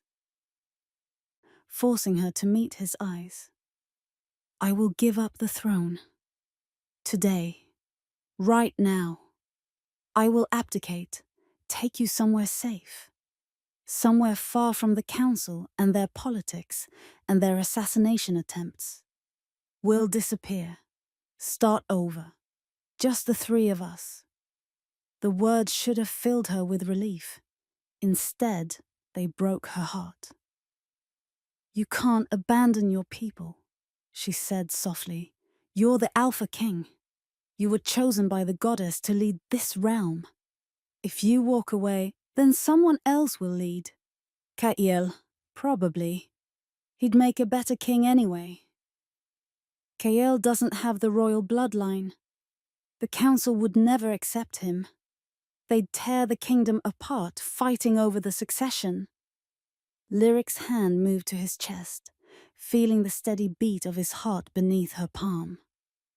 You know I'm right. If you abdicate now, Dags, everything you've built will crumble. Civil war, blood, chaos. Thalion's eyes closed, pain etched across his features. Then what do you want me to do? Watch you die in that trial? Watch them take you from me? I want you to fight. His eyes snapped open. Not with swords or claws, Lyric continued, her voice gaining strength. Fight with the truth. Fight with the bond. Fight with everything the goddess gave us that night in the clearing. The trial is our only chance, Thalions. If we run, we spend the rest of our lives hiding. But if we stand before the realm and let the goddess show them what we are, you almost died 2 days ago. You're still healing. The stress of the trial could... He couldn't finish the sentence. Our son survived an assassination attempt while he was still in the womb, Lyric said fiercely. He held on when any other child would have died. That's not luck, Thalion. That's the goddess's will. She wants him to live. She wants us to survive. And I have to believe she'll protect us tomorrow. Belief isn't enough. Then what is? Thalion stood abruptly, pacing to the window. Rain lashed against the glass, turning the world beyond into a blur of grey and shadow. When he spoke again, his voice was raw, with an emotion she'd never heard from him before. I killed 3 people for you, he said quietly. Lady Cassandra. 2 assassins. I tore them apart with my bare hands, and I didn't feel a shred of remorse. I would kill 1,000 more if it meant keeping you safe. But I can't kill the trial, Lyric. I can't fight the goddess. And if she decides, if she for some reason rejects the bond... He turned to face her, and his eyes were wet. I can't watch you die. Lyric pushed herself out of bed, ignoring Myron's protests, from where the healer sat in the corner. She crossed the room on unsteady legs and wrapped her arms around Thalion's waist, pressing her face against his chest. Then die with me, she whispered. If the goddess rejects us, if this all goes wrong, then we go together. No regrets, no fear, just us. Thalion's arms came around her, holding her so tightly she could barely breathe. The bond pulsed between them, golden, warm, unbreakable. I don't want to lose you, he breathed into her hair. You won't, I promise. It was a promise she had no right to make. But she made it anyway, because he needed to hear it, because she needed to believe it. They stood like that for a long time, wrapped in each other, the rain drumming against the windows like a funeral march. Midnight came and found Thalion in the throne room. He stood at the base of the dais, staring up at the seat of power he'd occupied for 5 years. The throne of his fathers, the crown of his bloodline, the weight of an entire kingdom's expectations, and he was ready to throw it all away. "You're still considering it?" Kael's voice echoed through the empty space as he emerged from the shadows. "Abdication. She needs safety. Our child needs safety. The throne offers neither. The throne offers everything." Kael moved to stand beside him. Power, protection, the ability to shape laws, command armies, destroy anyone who threatens your family. Or it offers a target. Thalion's hands clenched into fists. "Every noble family in the realm wants me to choose their daughter. Every council member wants to control who sits beside me. Lady Cassandra wasn't the first to try to kill Lyric, and she won't be the last." "Then kill them all." Kael's voice was cold, practical. "You're the strongest alpha in a century, Thalion. Take what is yours by force. Eliminate anyone who opposes you. Rule through fear if you have to." "That's not ruling, that's tyranny. It's survival." Kael turned to face him fully. "You think abdication will save them? You think running will keep them safe? The moment you give up the crown, you lose the one thing protecting Lyric, your power. Without it, you're just another wolf. And they will hunt you. They will never stop hunting you." Thalion knew his beta was right. But he also knew the cost of holding on to power when the entire court wanted him to let go. "The council controls the military," he said quietly. "The treasury, the noble families. If I try to rule by force, they'll call it a coup. They'll turn the army against me. The kingdom will drown in blood. Better blood than surrender. Is it?" Thalion looked at his friend, his brother in all but name. "Is it better to watch this kingdom tear itself apart? To see our people die in a civil war, or because I refuse to let go of a woman the court won't accept?" Kael's expression hardened. "She is your mate. The goddess chose her. That's not something you let go of, Thalion. That's not—" He stopped, his voice dropping. "You're already decided, aren't you? You're going to abdicate." "I don't know what I'm going to do." Thalion turned away from the throne, unable to look at it anymore. "I need guidance. Answers. Something." "Then go to her." Thalion looked back. "What?" "The goddess." Kaela gestured toward the windows, where beyond the rain-soaked city, the mountains rose like jagged teeth against the sky. "The Moon Temple is in those mountains. 3 hours' ride. If you want answers, go to the source. The High Priestess will just tell me what the council wants to hear." "Then don't talk to the High Priestess. Talk to the goddess herself." Kael's eyes gleamed. "Isn't that what kings do when the world is ending? They pray." The Moon Temple stood at the peak of Mount Solara, carved directly into the white stone of the mountain itself. It was ancient, older than the kingdom, older than the Nightshade dynasty, old enough that no one remembered who had built it or why, only that it was sacred. Thalion climbed the 1,000 steps alone, leaving his horse and his guards at the base. The rain had stopped, but clouds still covered the sky, blocking out the moon. The air was thin and cold, each breath burning in his lungs. He reached the temple entrance just before dawn. The High Priestess met him at the door, a woman of indeterminate age, her silver hair braided down her back, her eyes the pale blue of winter ice. She bowed deeply, Your Majesty, we did not expect you. I need to speak with the goddess. Her eyes widened slightly. The sacred chamber is not prepared. The ritual requires... I don't care about ritual. Thalion's voice was rough with exhaustion and desperation. I need answers. Now. The high priestess studied him for a long moment, then nodded. Follow me. She led him through corridors, carved with ancient symbols, past meditation chambers where priestesses slept, deeper into the heart of the mountain.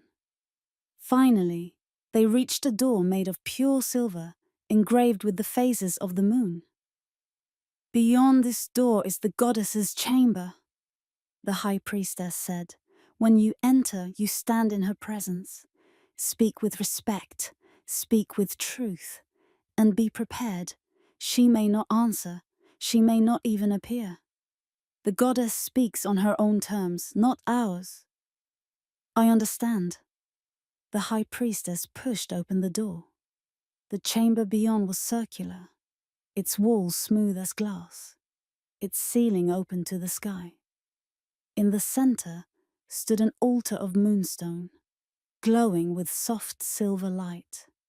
And above it, carved into the very rock of the mountain, was the image of the goddess herself. A woman with a wolf at her side, crowned in stars. Thalion stepped inside. The door closed behind him with a sound like thunder. He was alone. Thalion walked to the altar and knelt, his head bowed, his hands clasped before him. For a long moment, he simply breathed, trying to find the words. Goddess, he finally said, his voice echoing in the empty space. I am here because I don't know what to do. You gave me a gift, a mate, a child, a chance at dishing at something I never thought I'd have. But the world won't accept it. The council wants me to reject her. The nobles want her dead. And His voice cracked.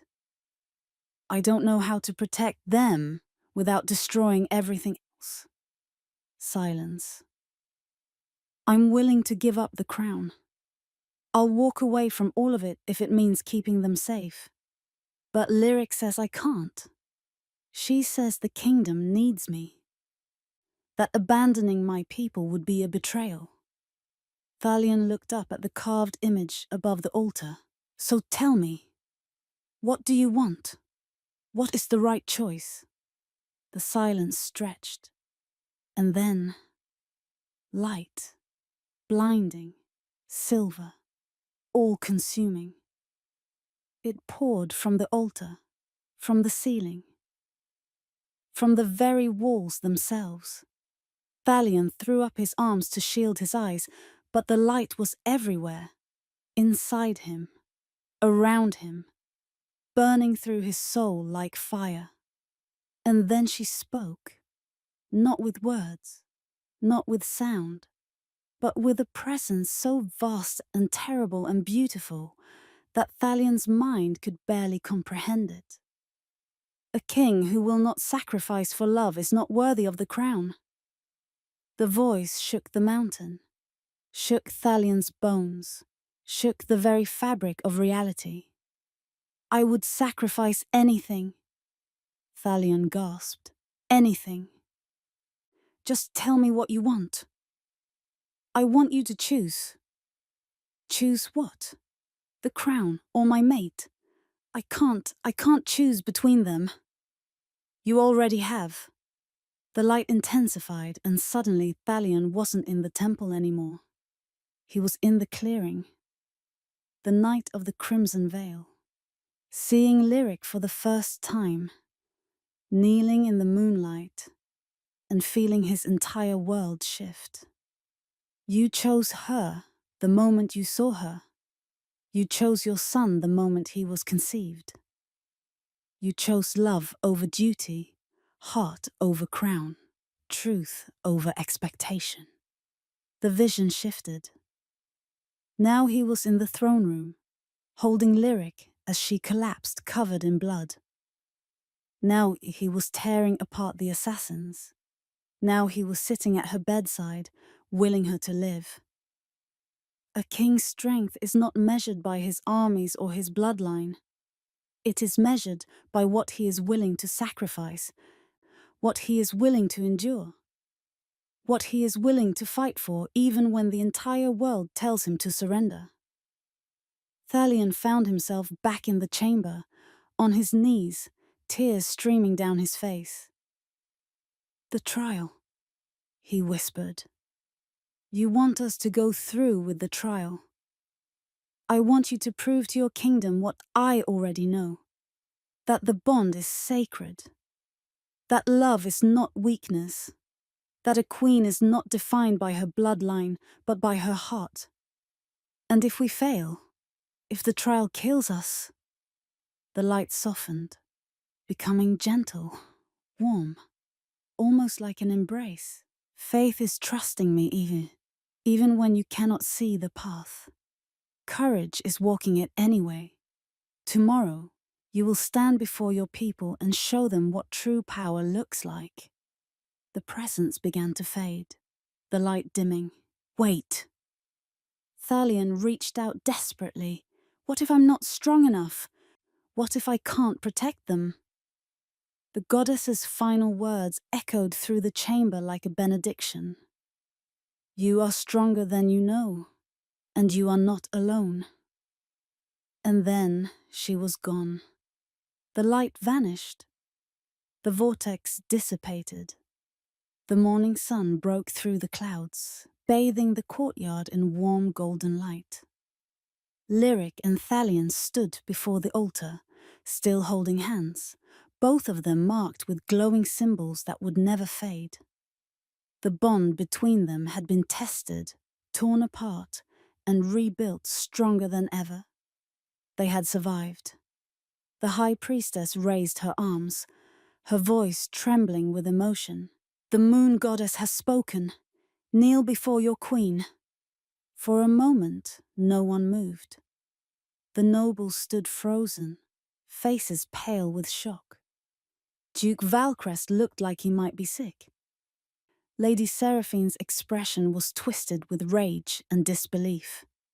"She is an Omega." Seraphine's voice cut through the silence like broken glass. "She is nothing. This cannot be." And then it happened. Lyric's wolf awakened.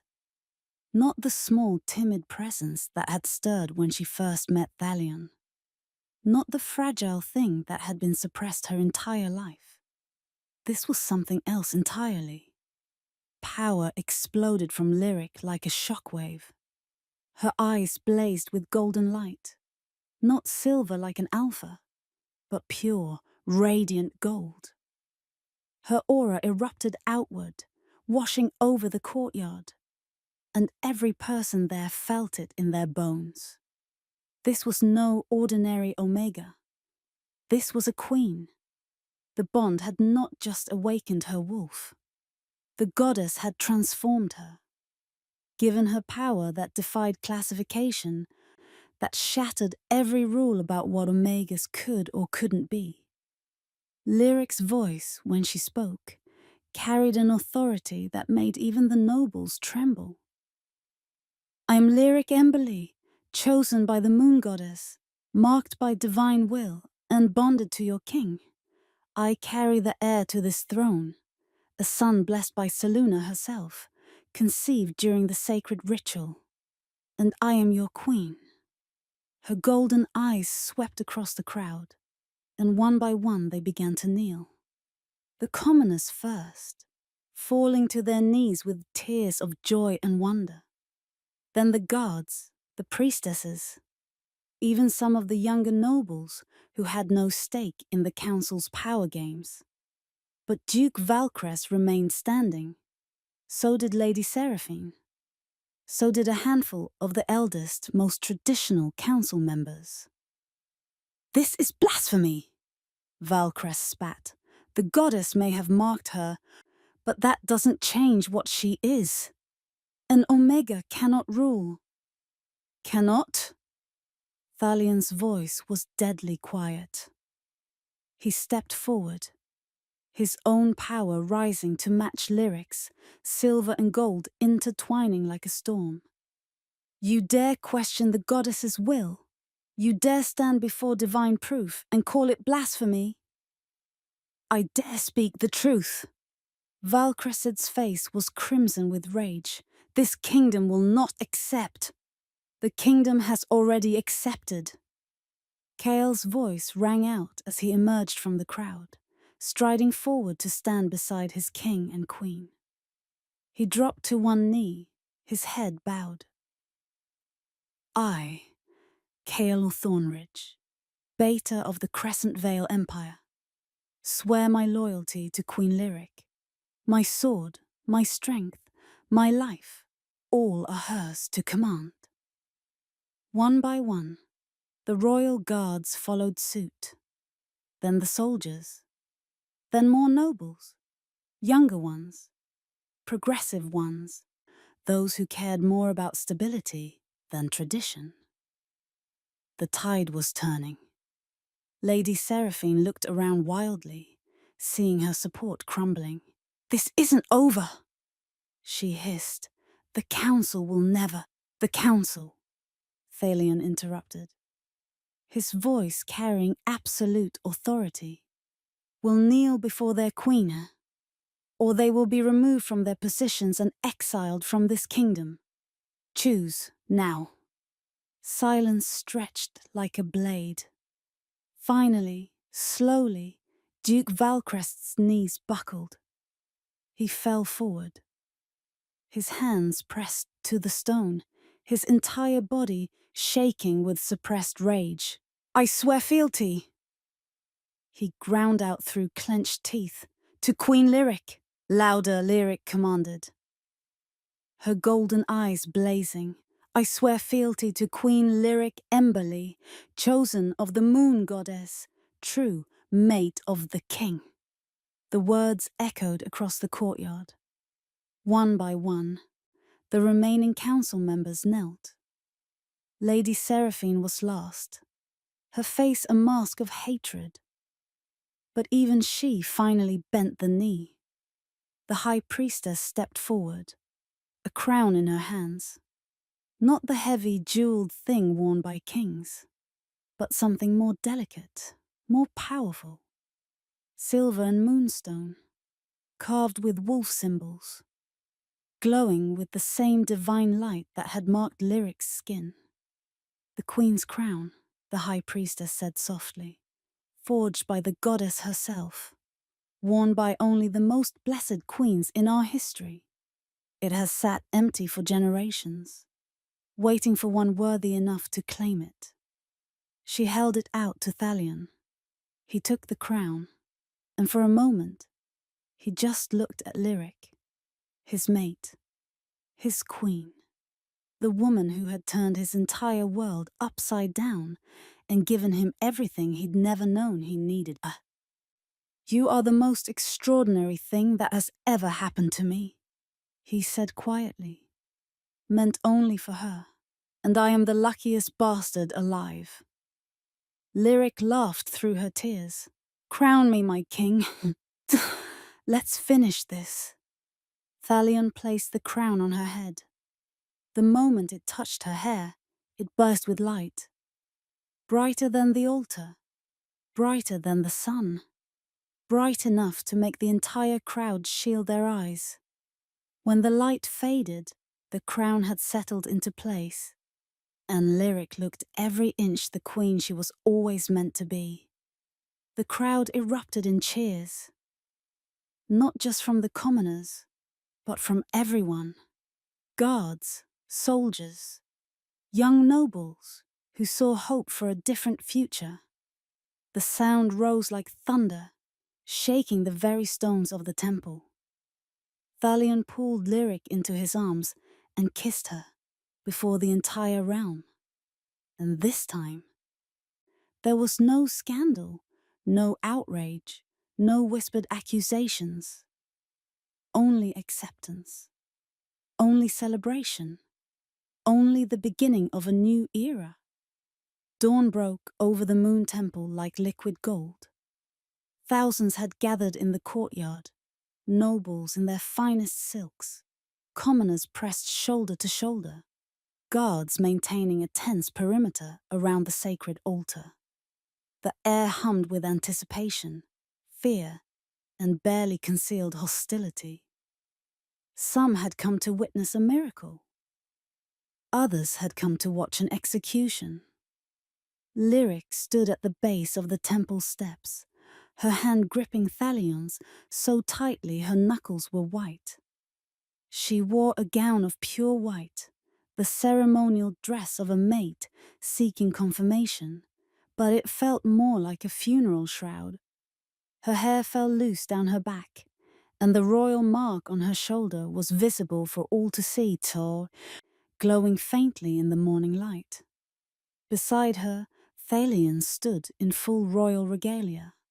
Black and silver, the nightshade crest emblazoned across his chest, his crown of moonstone and obsidian catching the rising sun. He looked every inch the Alpha King, powerful and untouchable. But his hand trembled in hers. "Are you ready?" he murmured, low enough that only she could hear. "No," she admitted. "But I'll do it anyway." His lips curved into a smile. "That's my queen." The high priestess emerged from the temple entrance, her silver robes flowing behind her like water. The crowd fell silent, a silence so complete that Lyric could hear her own heartbeat thundering in her ears. "People of the Crescent Vale Empire," the high priestess's voice carried across the courtyard, amplified by some ancient magic woven into the temple stones. "We gather today to witness the trial of the fated bond. King Thalion Nightshade has claimed Lyric Emberly as his mate, chosen by the moon goddess herself. But the council questions this bond. They demand proof." Duke Valcrest stepped forward from the crowd of nobles, his face twisted with barely concealed satisfaction.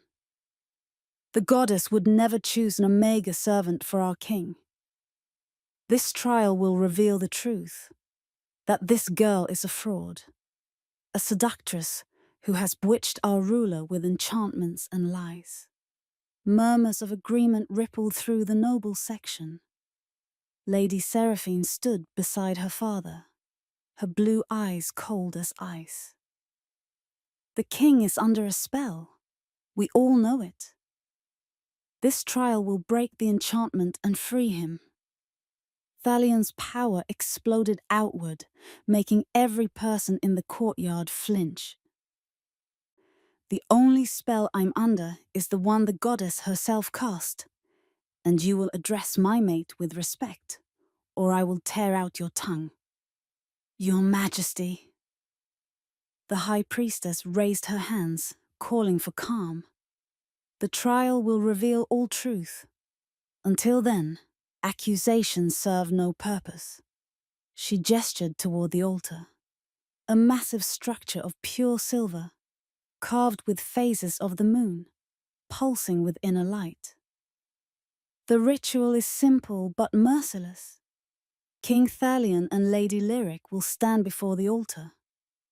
I will call upon the moon goddess to appear and judge their bond. She will test it, tear it apart to see if it holds. If the bond is true, if it was forged by divine will, it will survive. The royal mark will appear on both their bodies, visible to all now, undeniable proof of their fated connection. And if the bond is false?" Duke Valcrest's voice dripped with anticipation. The high priestess's expression was grave. "Then the goddess will sever it, and both petitioners will die." The crowd erupted in gasps and whispers. Lyric's vision blurred for a moment. She'd known the stakes, but hearing them spoken aloud made her knees weak. Death. They were literally betting their lives on the goddess's mercy. Thalion's hand tightened around hers. "Look at me." She turned, meeting his silver eyes. "We survived this," he said fiercely. "You, me, and our son. We walk out of this temple together. Believe it." "I believe you," she whispered.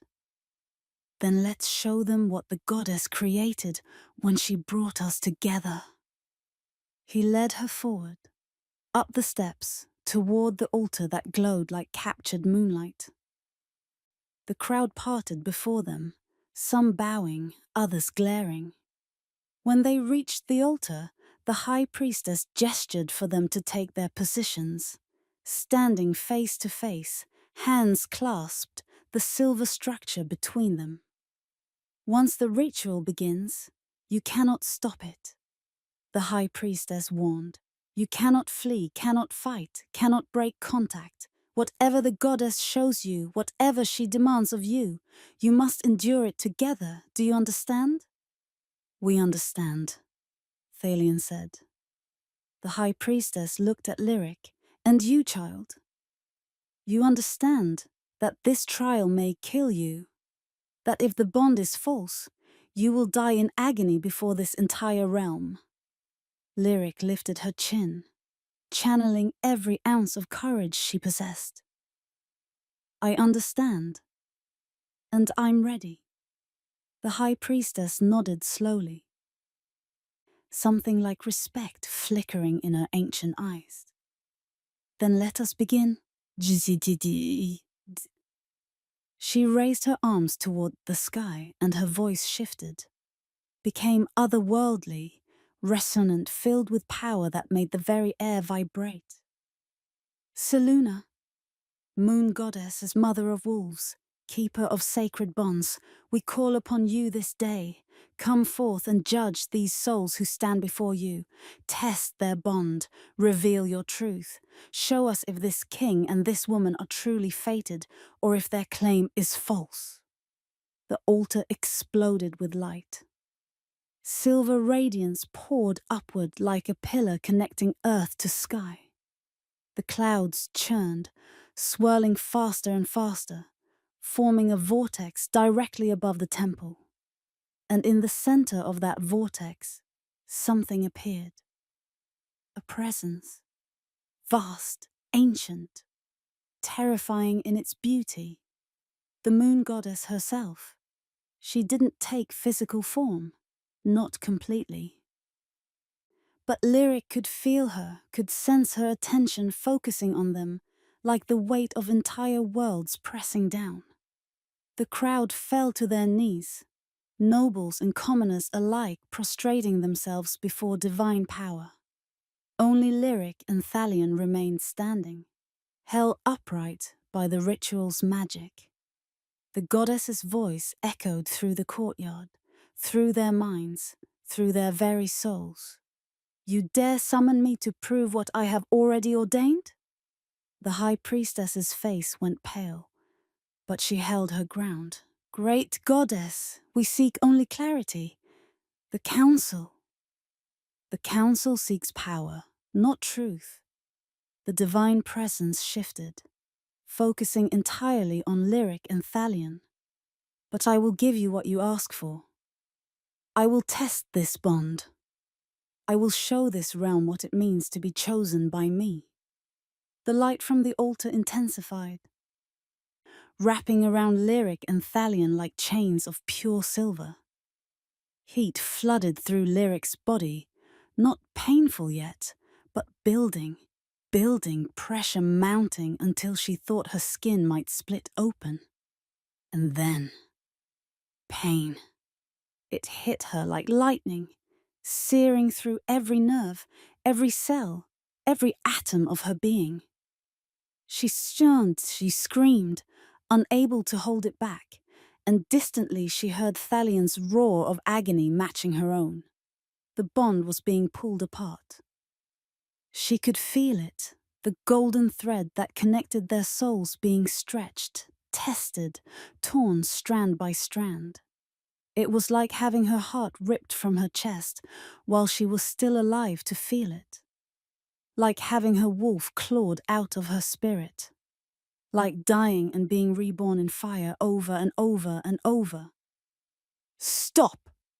Thalion's voice was barely human. You're killing her, please. Stop. If the bond is false, she dies anyway, the goddess said, her voice devoid of mercy. If it is true, it will hold. The choice was made when you claimed her. Now you must both pay the price. Visions exploded through Lyric's mind. The night of the Crimson Veil. Thalion seeing her for the first time. His wolf recognizing its mate. The kiss that sealed the bond. Their bodies tangling together in the grass, creating life in a moment of perfect unity. Running through the forest, terrified and alone. The bond screaming at her to go back. Working in the kitchens, hiding her pregnancy. Drinking the masking potion while the air grew inside her. Collapsing in the throne room. The assassination attempt. The blood. Thalion holding her, protecting her, willing to destroy everything for her sake. And mixed with her memories came his. Years of loneliness.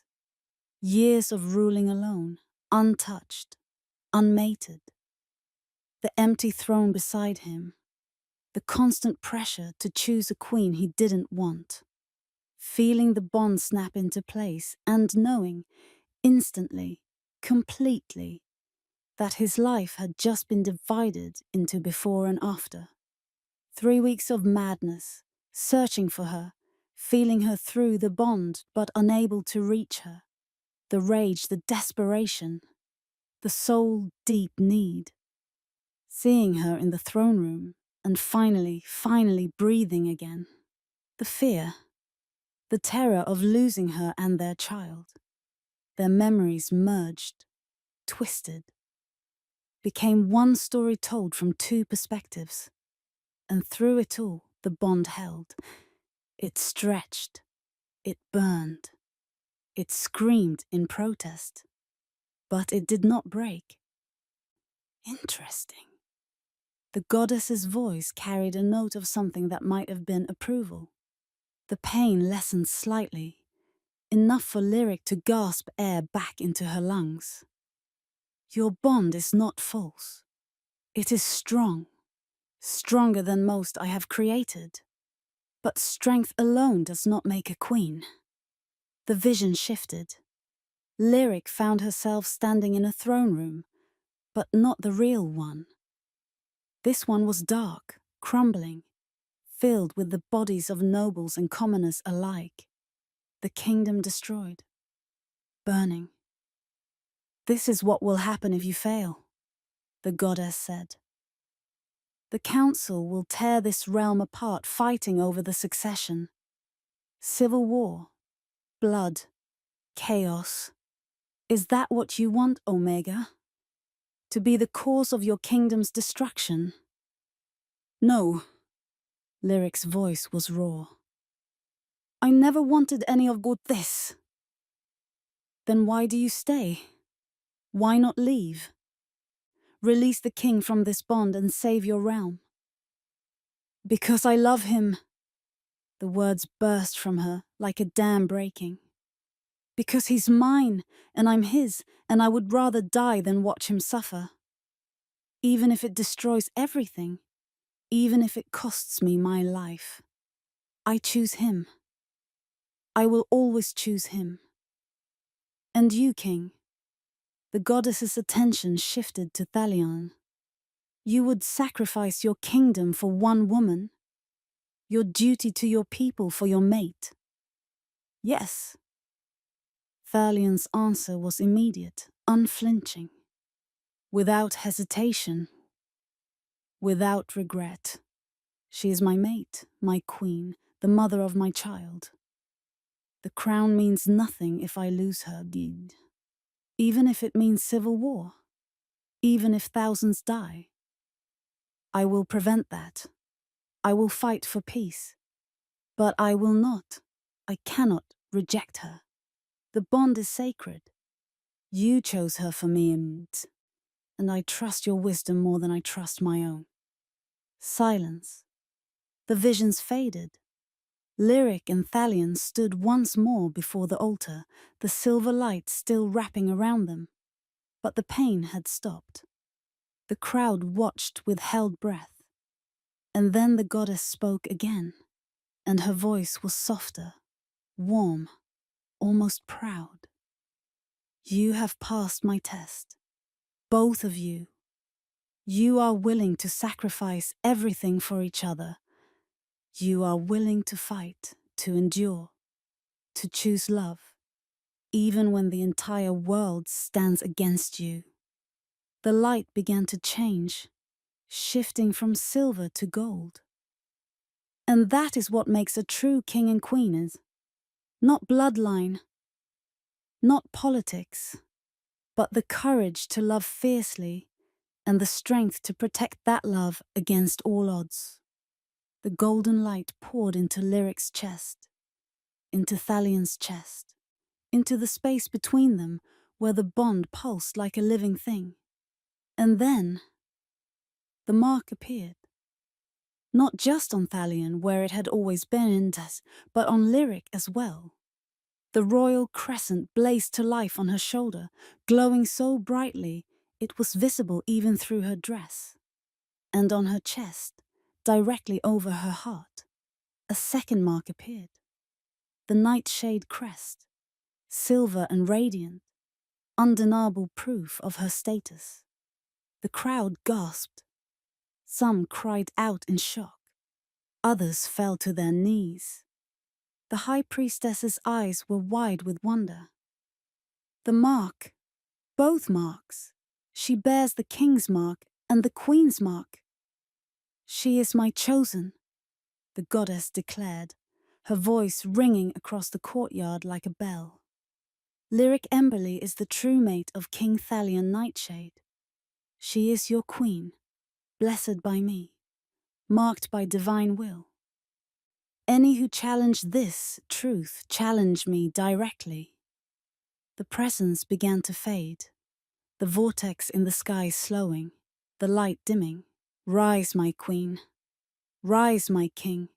Show your realm what I have created. And then, she was 6 months later, the throne room had been transformed. Where once it had been cold and austere, now it blazed with light and life. Tapestries hung from the walls, new ones commissioned by the queen herself, depicting not just the Nightshade dynasty, but the entire realm.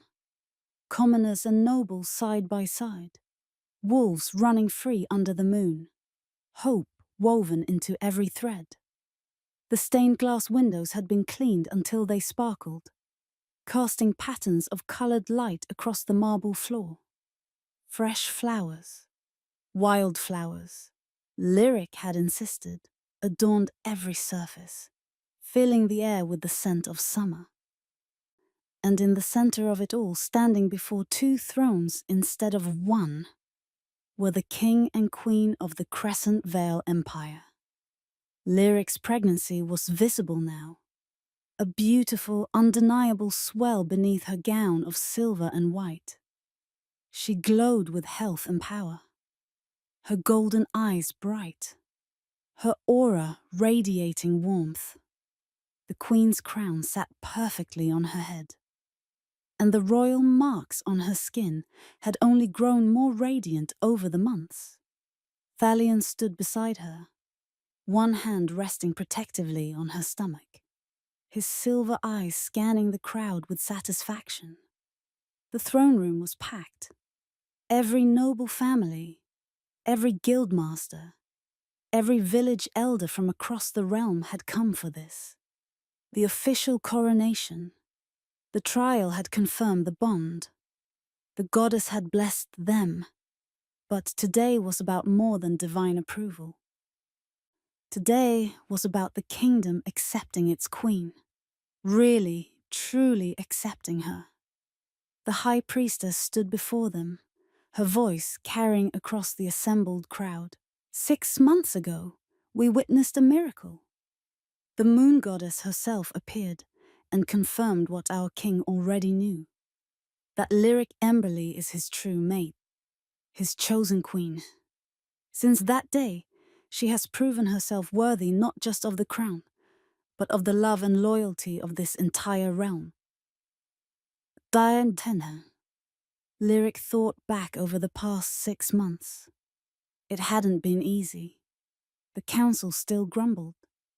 Some of the older noble families still treated her with barely concealed disdain.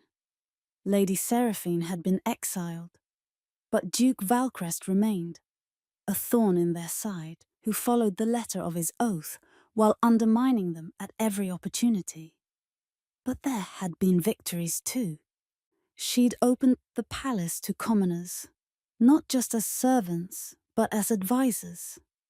She'd established schools in the lower districts. She'd reformed the laws around Omegas, giving them rights and protections they'd never had before. And slowly, grudgingly, the kingdom had started to change. Today, the high priestess continued, we formally crown Lyric Emberly as queen of the Crescent Vale Empire. Not because she was born to nobility, not because of her bloodline, but because the goddess chose her, because the king loves her, and because she has earned the right to ruthless. The crowd erupted in applause. Not everyone, some nobles remained stone-faced, but enough, more than enough. Thalion turned to Lyric, taking both her hands in his. When I first saw you, he said, his voice carrying through the sudden silence, I thought the goddess had made a mistake. An Omega? A servant? It seemed impossible. But she doesn't make mistakes. She gave me exactly what I needed. Not a political alliance, not a strategic marriage, but a partner. Someone who challenges me, who sees me not as a king, but as a man. Someone who loves me despite my flaws and believes in me even when I doubt myself. His hands moved to cup her face, his thumbs brushing away the tears that had started to fall. You have made me better, made this kingdom better, and our son. He placed his hand on her stomach, feeling the strong kick from within. Will grow up knowing what true leadership looks like, what courage looks like, what love looks like. Lyric couldn't speak past the emotion clogging her throat. So she just kissed him instead, soft and sweet, while the crowd cheered. When they broke apart, the high priestess raised her hands. Let all who witness this day know, the Crescent Vale Empire has its queen. Long live Queen Lyric, long live the king, long live the heir. Long live the queen! The crowd roared back. The celebration lasted all day and well into the night. The palace gardens were open to the public, and commoners mingled with the nobles for the first time in the kingdom's history. Music filled the air. Tables groaned under the weight of food and wine. Children ran laughing through the roses while their parents danced under strings of lanterns. Lyric and Thalion moved through it all, greeting their people, accepting congratulations, feeling the bond hum with contentment between them. But as the moon rose, full and bright and beautiful, Thalion pulled Lyric away from the celebration, leading her up to their private balcony overlooking the city. Tired? He asked, wrapping his arms around her from behind, his hands resting on her swollen belly. Exhausted, she admitted, but happy, so happy. Their son kicked against Thalion's palm, and he laughed, a sound that still surprised Lyric even after all these months. The Alpha King, who never smiled, now laughed freely and often. "He's strong," Thalion murmured, "just like his mother. And stubborn like his father. A dangerous combination." Lyric leaned back against his chest, watching the city below. Lights twinkled in windows. Music drifted up from the streets. Their people were celebrating, not just the coronation, but hope, a better future. "They said we were impossible," she whispered. "They were wrong. They said an Omega couldn't be queen. They were wrong about that too." Thalion turned her in his arms so he could see her face. "You are the best thing that ever happened to this kingdom, and the best thing that ever happened to me." "No pressure," she joked, but her eyes were wet. He kissed her forehead, her cheeks, her lips. Soft, reverent touches that made the bond glow warm in her chest. "I love you," he said, simply. "I will love you until the stars burn out, until the moon falls from the sky, until—" "I get it," she laughed. "Forever." "Forever," he agreed. They stood like that for a long time, wrapped in each other, the bond humming between them like a song. Below, their kingdom celebrated. Above, the moon shone bright and full, and inside Lyric, their son, the heir who would change everything, kicked and turned and grew strong. The contractions started at midnight.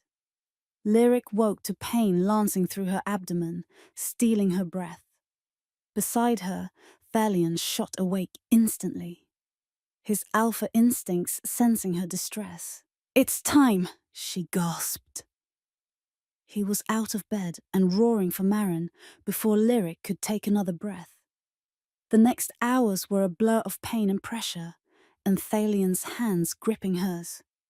His voice in her ear telling her she was strong, she was brave, she could do this.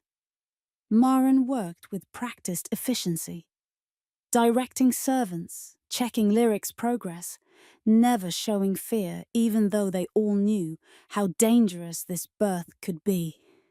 The air was powerful. They'd all felt it over the months, the waves of alpha energy emanating from Lyric's womb. A child that strong could easily kill his mother coming into the world. But Lyric had survived assassination attempts, a trial before the goddess, and 6 months of political warfare. She wasn't about to let childbirth defeat her. "Push," Marin commanded. "Now, my queen, one more." Lyric bore down with everything she had, Thalion's hand crunching in her grip. She felt something tear, felt pain beyond anything she'd ever imagined. And then, a cry. Not her cry, a baby's cry, strong and loud and outraged at being thrust into the cold world. "A son," Marin breathed, her voice thick with emotion. "A perfect, healthy son."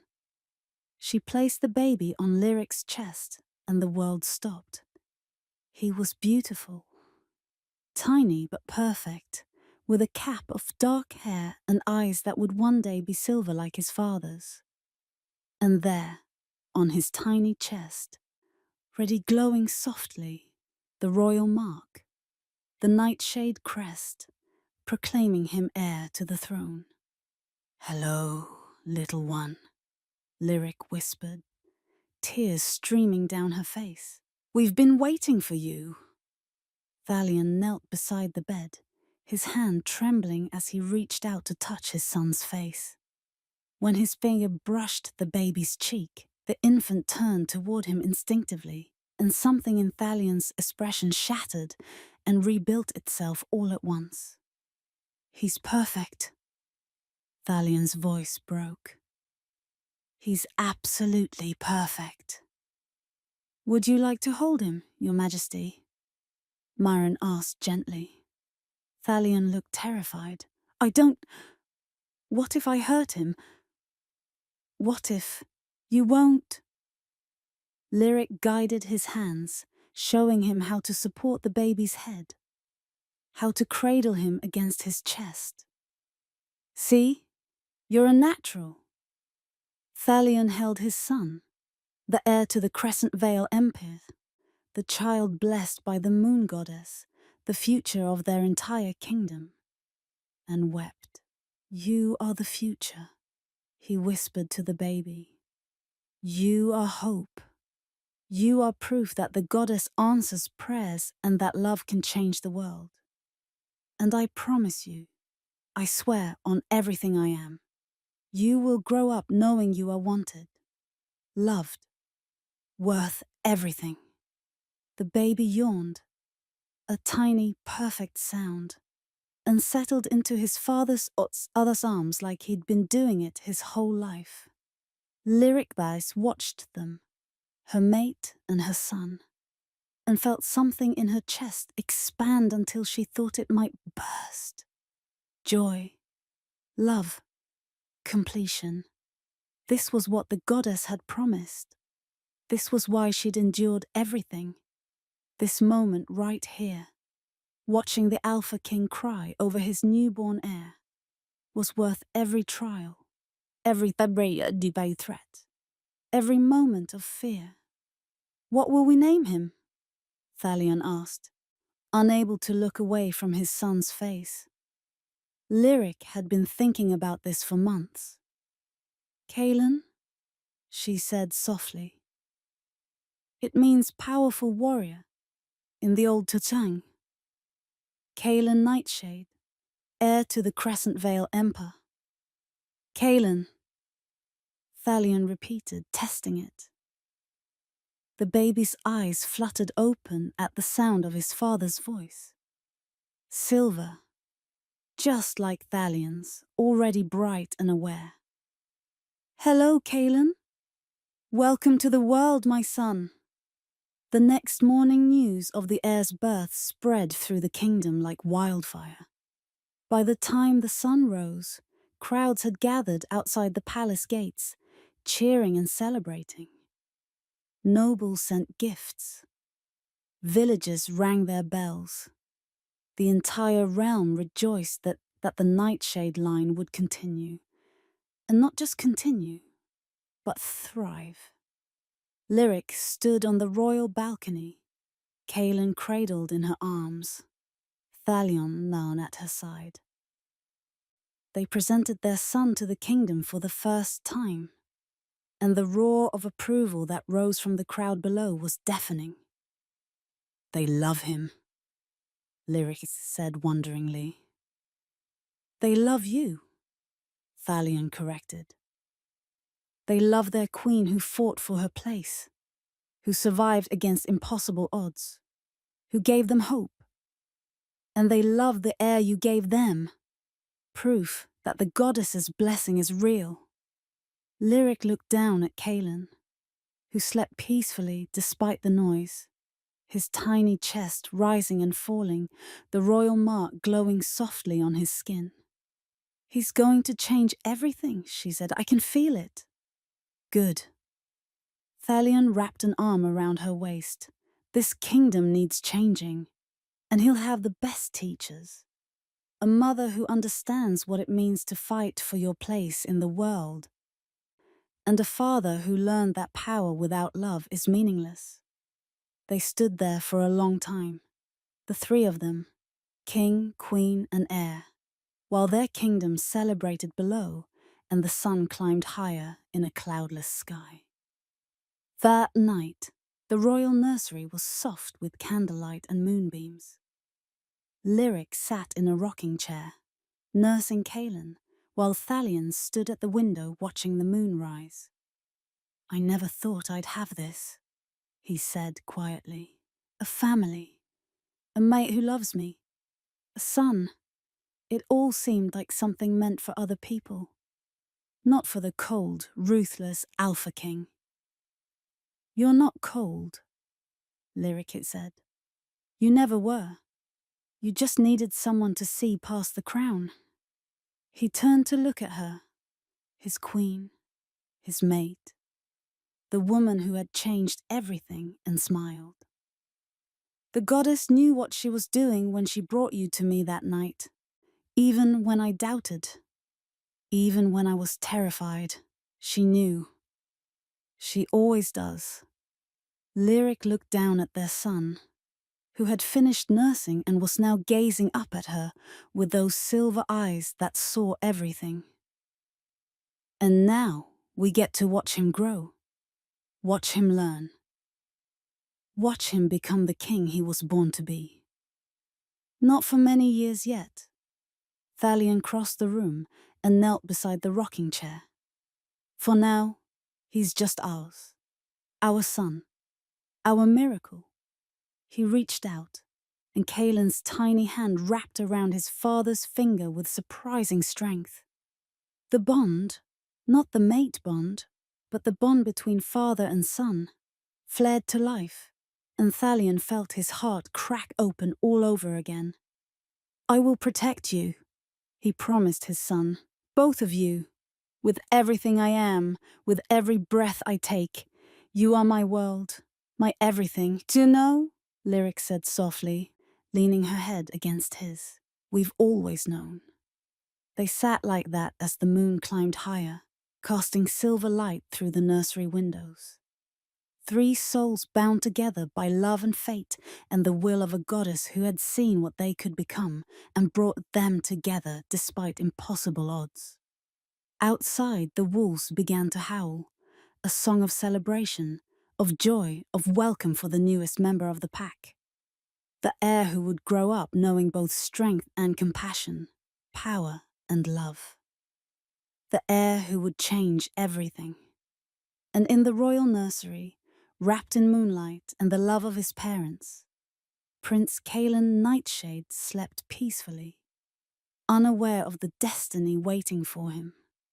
But he would learn. In time he would learn. For now there was only this, his mother's arms, his father's protection day, and the bond that tied them all together, unbreakable, eternal, forged by the moon goddess herself. Mama! Mama, watch!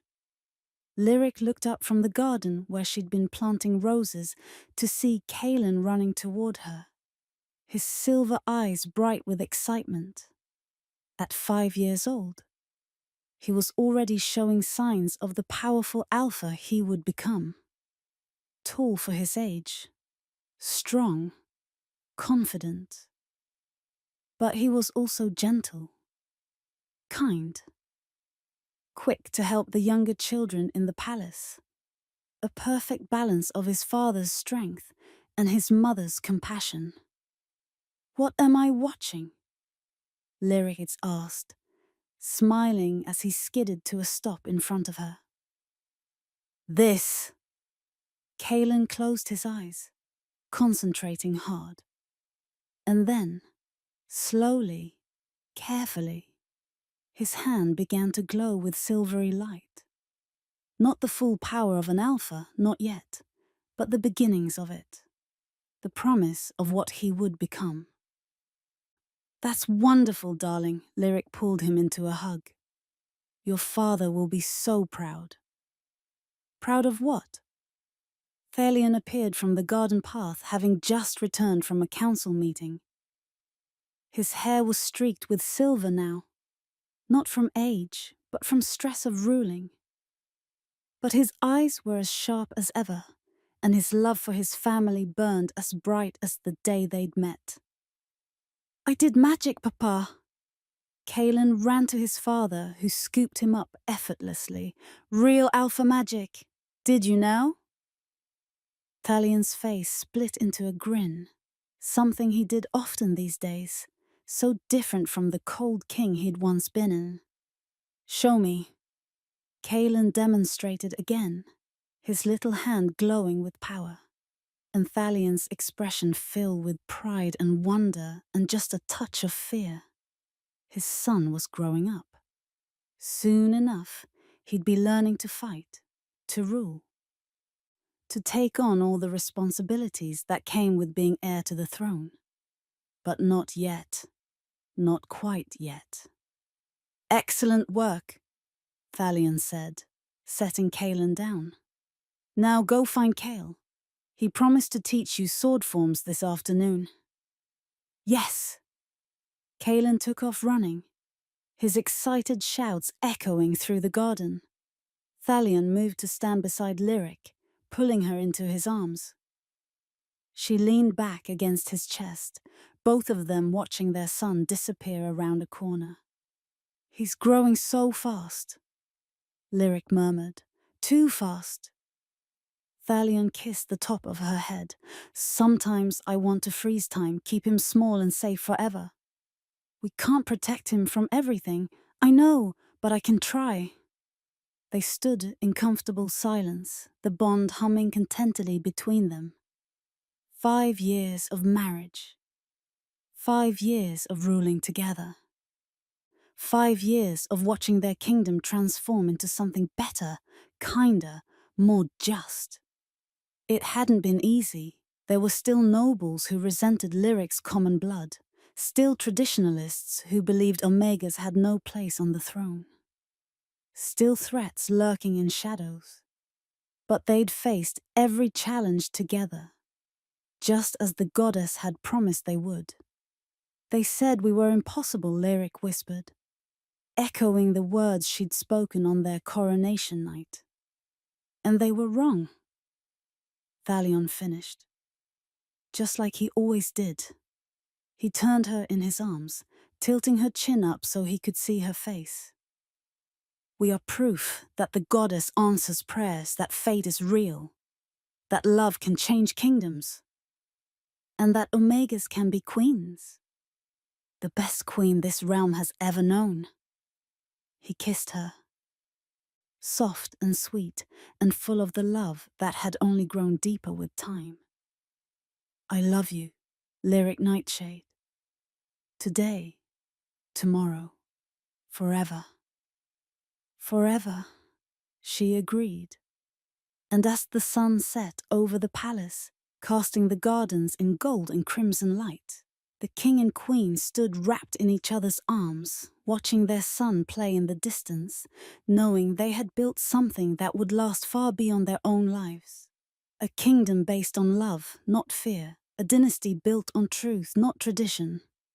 A future that belonged to a boy with silver eyes and a kind heart, who would one day rule with wisdom and compassion, carrying forward the legacy his parents had fought so hard to create.